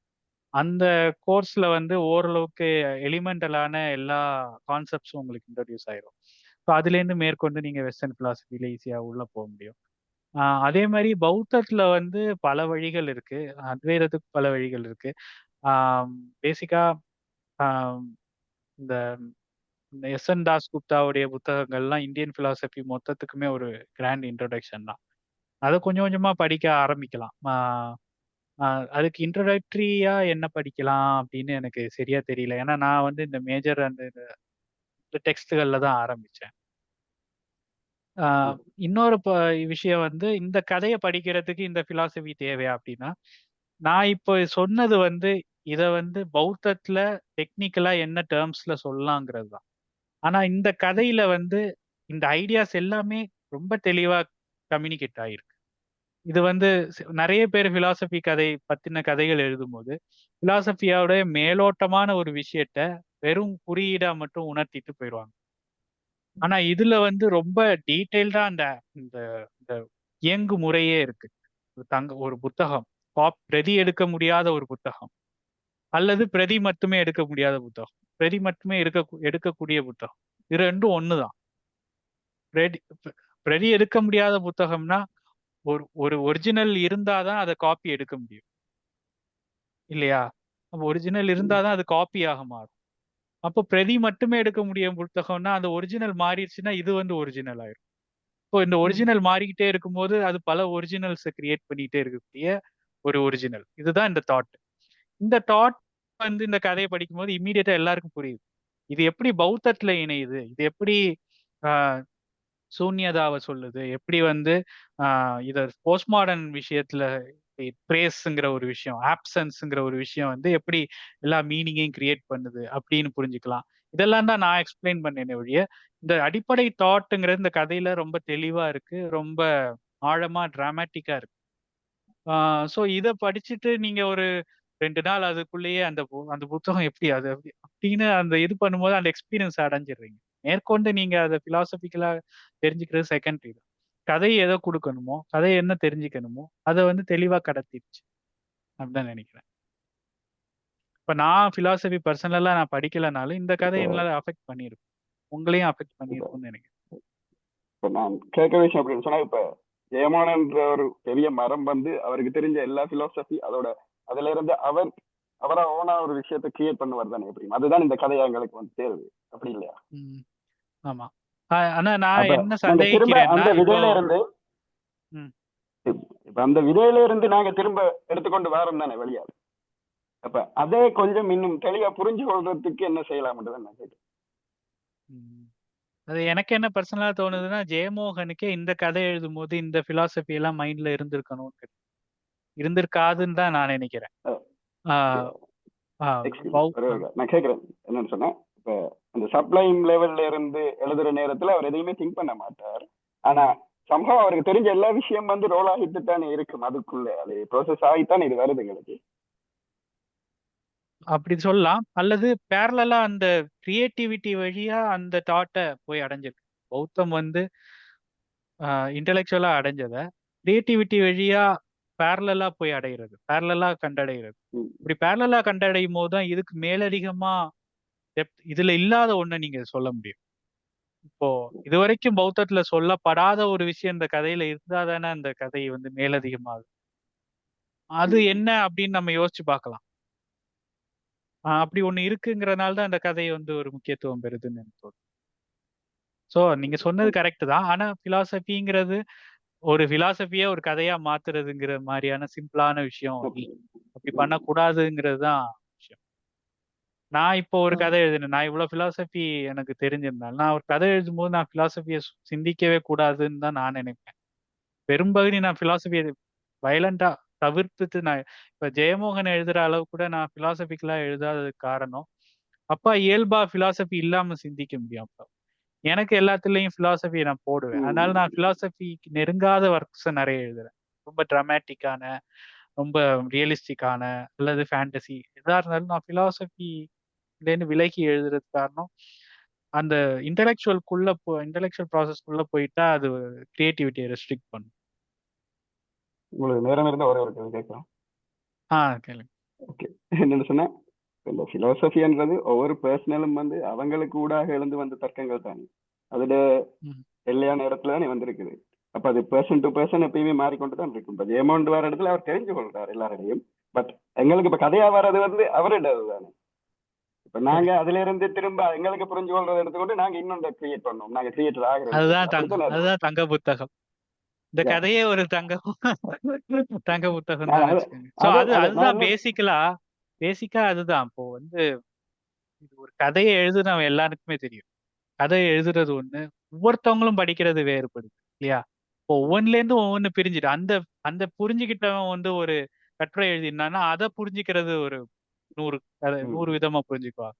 ஸோ புரிஞ்சுக்கிறது எல்லாமே ஒவ்வொருத்தவங்களும் உங்களுடைய தாட்டு உரையாடுற இடம் உங்களுடைய தாட்டுக்குள்ளேயே மாத்திக்கிறதுன்னு ஒரு இடம் அந்த தங்க புத்தகத்துல வரும். இப்ப அறியறது எல்லாமே நான் ஏற்கனவே அறிஞ்சதை வச்சுட்டு அதுல இருந்து தான் நான் அறிஞ்சிக்கிறேன் அப்படிங்கிறது. அப்போ அந்த சோலிப்சிசம் அப்படின்னு வெஸ்டர்ன் பிலாசபில சொல்லுவாங்க. என்னுடைய மைண்ட் அல்லாத எதையுமே நான் அறியறது இல்லை அப்படிங்கிற ஒரு நிலை. அது டெரிடாவுக்கு மேல அந்த குற்றச்சாட்டு உண்டு. அவர் வந்து லிங்குவிஸ்டிக் சோலிப்சிசம் தான் அவர் சொல்றாரு. இப்ப நம்ம லாங்குவேஜுக்கு வெளியே எதுவுமே தெரிஞ்சுக்க முடியாதுன்னு அவர் சொல்றாரு. இல்ல நான் அப்படி சொல்லல அப்படின்னு அவர் மறுக்கிறாரு. ஸோ அந்த மாதிரியான சில இது இருக்கு. அருண்ராஜ் கை உயர்த்திருக்கீங்க. உங்களோட கொஸ்டின். அருண்ராஜ் தான் இப்ப பேசினாருன்னு நினைக்கிறேன். இல்ல சரி. அருண்ராஜ். நன்றி அஜித். ஆக்சுவலா ஒரு நல்ல ஒரு தொடக்கம் கொடுத்தீங்க. தேங்க்யூ. ஹலோ.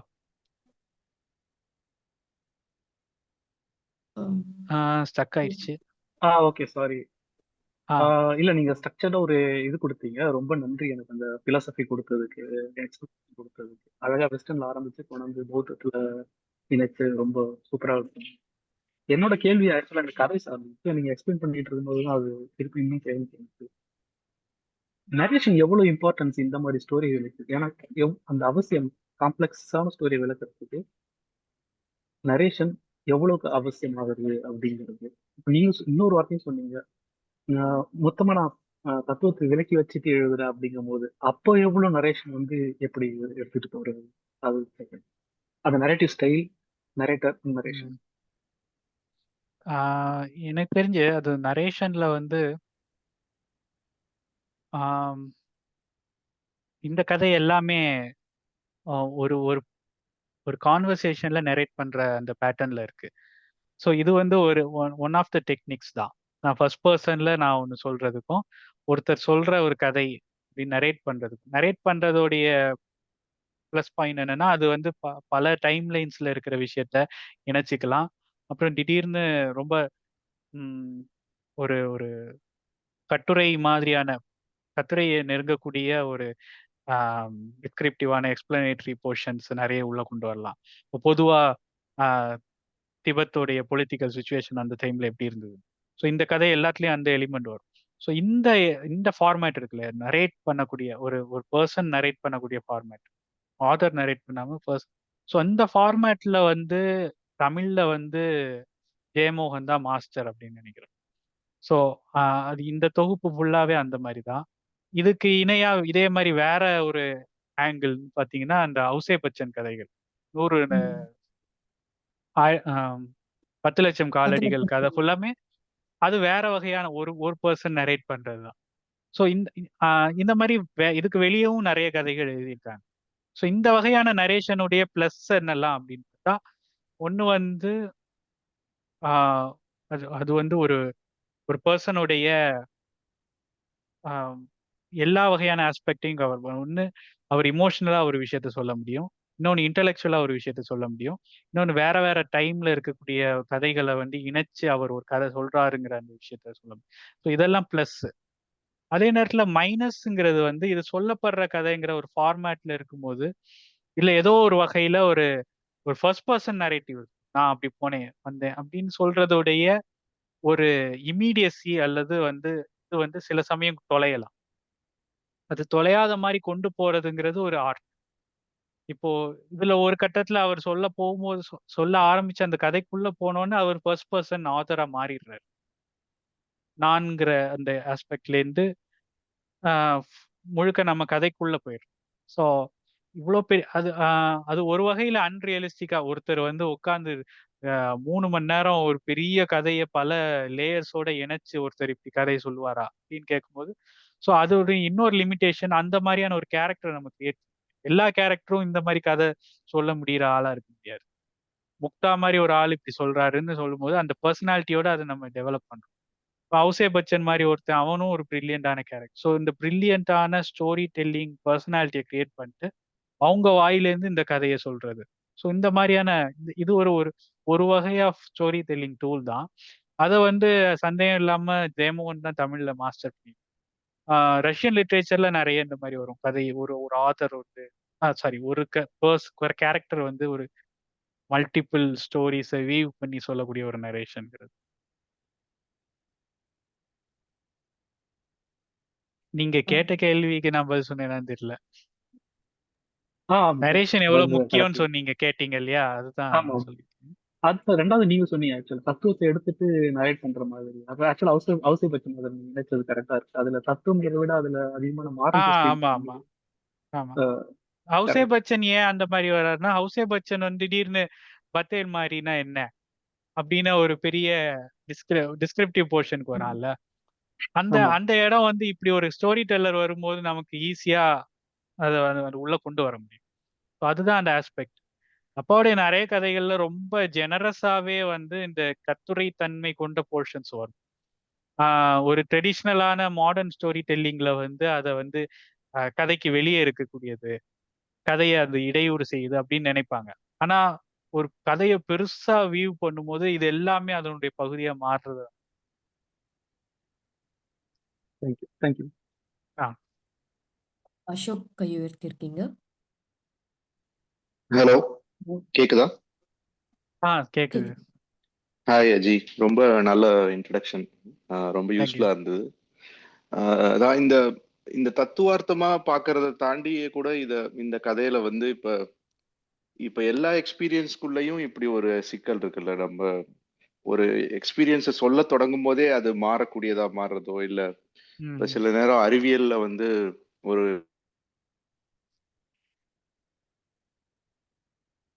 அறிவியல் சாரி, அதுக்கப்புறம் கட் ஆயிடுச்சு. கேட்கல அசோக். படிக்கும்போது ஒரு ப்ளூ வேலுக்கு வந்து வெளியில கூட இது எல்லாருக்கும் கனெக்ட் ஆகுதோ, அதனால இந்த ஆஸ்பெக்டை நம்ம ரியாலிட்டியில உணர்ந்திருக்கிறதுனால கூட இந்த ஸ்டோரி அந்த அந்த பேரபிள் அவ்வளோ எஃபெக்டிவா இருக்கும். நீங்க அதை பத்தி என்ன நினைக்கிறீங்க? ஆமா, கண்டிப்பா கண்டிப்பா எக்ஸ்பீரியன்ஸ். ஸோ இந்த கதையை ஒரு ஆல்டர்னேட் வியூவில் பார்க்கணும்னா இந்த மாதிரி பார்க்கலாம். டோட்டலாக ஃபிலாசபியை டச் பண்ணாமல் எக்ஸ்பீரியன்ஸ் எப்படி, ப்ரைவேட்டான எக்ஸ்பீரியன்ஸ் எப்படி ஒருபோதும் இன்னொருத்தருக்கு பியூரா கம்யூனிகேட் பண்ண முடியாது அப்படிங்கிற ஒரு நிலை இருக்கு. அதே நேரத்தில் கம்யூனிகேட் பண்ற அந்த வெளியில தான் வந்து எக்ஸ்பீரியன்ஸ் நிகழ முடியும் அப்படிங்கிறதும் ஒரு ரியாலிட்டி இருக்கு. அதாவது நீங்க ஒரு விஷயத்தை எக்ஸ்பீரியன்ஸ் பண்ணோம்னா அதுக்கு ஒரு பேர் வேணும், அதுக்கு ஒரு ப்ராப்பர்ட்டிஸ் வேணும் இல்லையா? ஆப்பிள் நான் சாப்பிட்டேன்னா அது இனிச்சுது அப்படின்னு நீங்க ஒரு எக்ஸ்பீரியன்ஸ் அடைஞ்சிங்கன்னா இனிப்புங்கிறது, ஆப்பிள்ங்கிறது, இந்த மாதிரி பல ஆப்ஜெக்ட்ஸ், ப்ராப்பர்ட்டிஸ் இந்த உலகத்துல நீங்க இயங்கணும். அது எல்லாமே நீங்க மொழியிலேருந்து தான் எடுத்துக்கிறீங்க. ஆனா மொழி வந்து ஒரே இப்போ ஹைடகருடைய ஒரு ஃபேமஸ் ஸ்டேட்மெண்ட் உண்டு. மொழி ஒரே நேரத்துல மறைக்கவும் செய்யுது, டிஸ்க்ளோஸும் பண்ணுது அப்படிங்கிறது. ஒரே நேரத்துல ஒரு உண்மையை வெளியே கொண்டு வருது, ஒரு உண்மையை மறைக்கவும் செய்யுது. ஸோ இந்த ஆஸ்பெக்டா வந்து நீங்க பார்க்கலாம். ஸோ இப்படி எக்ஸ்பீரியன்ஸ் வழியாகவும் நீங்க எக்ஸ்பீரியன்ஸ் அடையிறதுக்கு மொழி தேவை. ஆனா எக்ஸ்பீரியன்ஸை மொழியில ஒருபோதும் கடத்த முடியாதுங்கிறது எவ்வளவு பெரிய. அப்புறம் ஒரே ஒரு கேள்வி, தத்துவம் சார்ந்ததுனால இந்த தங்கப்புத்தம்ங்கிறது இந்த ஷாப்பனோவரோட நியூமனான் இல்ல இந்த காண்டோடைய அதுக்கு நெருக்கமா ஒரு மாதிரி தோணுச்சு. அது யூனிஃபைடா இருக்கு. அதை ஆனா எம்பிரிக்கலா கொண்டு வரும்போது அது வேற ஒரு அது வந்து எப்போதுமே அடைய முடியாத ஒரு இடத்துல இருக்குங்கிற மாதிரி தோணுச்சு. அதை பத்தி உங்களுடைய பார்வை?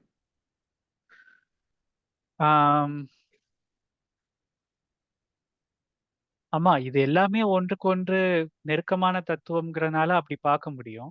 ஆனா ஒரு விஷயம் சொல்லுவேன்னா, ஷோபனாவர் வந்து லாங்குவேஜுக்கு அந்த அளவு முக்கியத்துவம் கொடுத்ததில்லை. பல விஷயங்கள்ல ஷோபனாவர் பிலாசபியில ஒரு பெரிய முன்னோடியா இருந்தாலும் முக்கியமான அவருடைய அவர் லாங்குவேஜை வந்து அவ்வளோ சீரியஸா கன்சிடர் பண்ணல.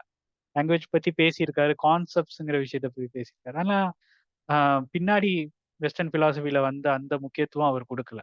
அதனால தங்க புத்தகத்தை வந்து லிங்குவிஸ்டிக்கா பார்க்குற அந்த ஆஸ்பெக்ட் வரும்போது தான் அதுக்கு முக்கியத்துவம் வருது. நாமினா அதை பார்க்க முடியும் அப்படின்னா எஸ், கான்ஸ்டண்டா எல்லா இப்போ தங்க புத்தகத்தை பார்க்குற எல்லாருமே அவங்களுடைய விளைவை, அவங்களுடைய ஈகோ வச்சு அதை இன்டர்பிரட் பண்ணிக்கிறாங்க. அது பேருக்கு ஸோ எல்லா விளைவையும் ஏற்படுத்தக்கூடிய விளைவு ஒரு ஒரு ஒரு விஷயமா அதை பார்க்கலாம்னா பார்க்கலாம். ஆனா அது ஒரு லாங் ஸ்ட்ரெச்சா தான் இருக்கும். ஷோபனாவர் வந்து லிங்குவிஸ்டிக்கா அதிகம் பேசாதனால அந்த நாமினன் வந்து அவ்வளோ ஈஸியா இதுல பொருத்த முடியாது. அதே தேங்க்ஸ் நேரத்துல தேங்க்ஸ் பௌத்தத்துல வந்து நிறைய லாங்குவேஜ் பத்தி பேசியிருக்காங்க. இப்ப டெரிடா சொன்ன எல்லா விஷயத்தையும் ஆஹ் வேற ஒரு வகையில வந்து விஞ்ஞானவாதத்துல பேசப்பட்டிருக்கு. ஸோ அதனால ஆஹ் புத்திசத்துலயுமே அந்த லிங்குவிஸ்டிக் ஆஸ்பெக்ட் நிறைய உண்டு. ஆமா, இந்த நீங்க பேசும்போது கூட அந்த விஷ்ணுபுரம் உரையாடல்ல வந்து அஜிதரை நோக்கி கேட்கக்கூடிய கேள்வி வந்து சுடாத தீ ஒண்ணு உண்டா அப்படின்னு கேட்பாரு. அது இதோடைய தர்மத்துக்கு அப்படி இருக்கலாம் அப்படின்னு ஒரு பதில் வரும். அந்த பகுதி கூட இந்த ஒரு தத்துவ இதுக்கு இன்னும் ஆழமான ஒரு விவாதமா இருக்கும்னு நினைக்கிறேன். யாராவது அது படிச்சா கூட இந்த புக்கும் கொஞ்சம் ஹெல்ப்ஃபுல்லா இருக்கும். நன்றி. நன்றி.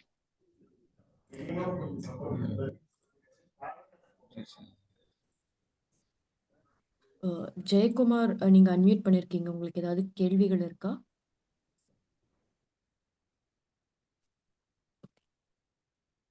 நண்பர்களுக்கு வேற யாருக்காவது அஜித்தன் கிட்ட ஏதாவது கேட்கணும் கேள்விகள்?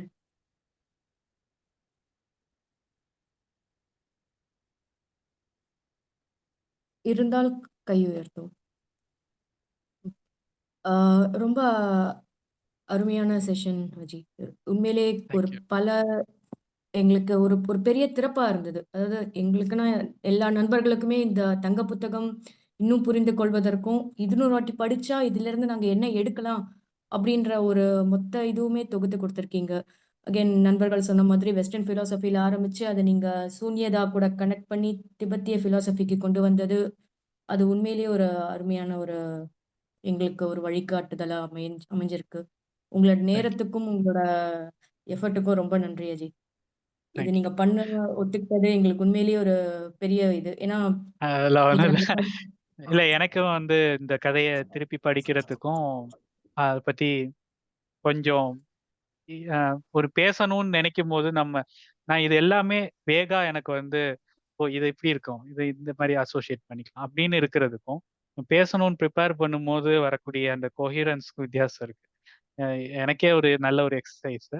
நான் என்ன நண்பர்கள்ட்ட சொல்வேன்னா, இதே மாதிரி தங்க புத்தகம் மாதிரியே மிஸ்டிக் ரிலீஜன் அந்த ஆஸ்பெக்ட்ல இல்லாம சயின்ஸ் ஃபிக்ஷனுடைய ஜானர்ல வந்து வல்லினத்துல சமீபத்துல 2 கதை. ஸோ அந்த 2 கதை அழைப்பு, அப்புறம் எங்கோ தொலைவிலா அப்படி ஒரு கதை. ஸோ இந்த 2 கதையுமே இந்த மாதிரி நிறைய பிலாசபிக்கலா டிஸ்கஸ் பண்ணக்கூடிய, அதை புரிந்து கொள்ளக்கூடிய விஷயங்கள் கொண்டதுதான். ஸோ அதையும் நண்பர்கள் படிக்கலாம் அப்படின்னு நினைக்கிறேன்.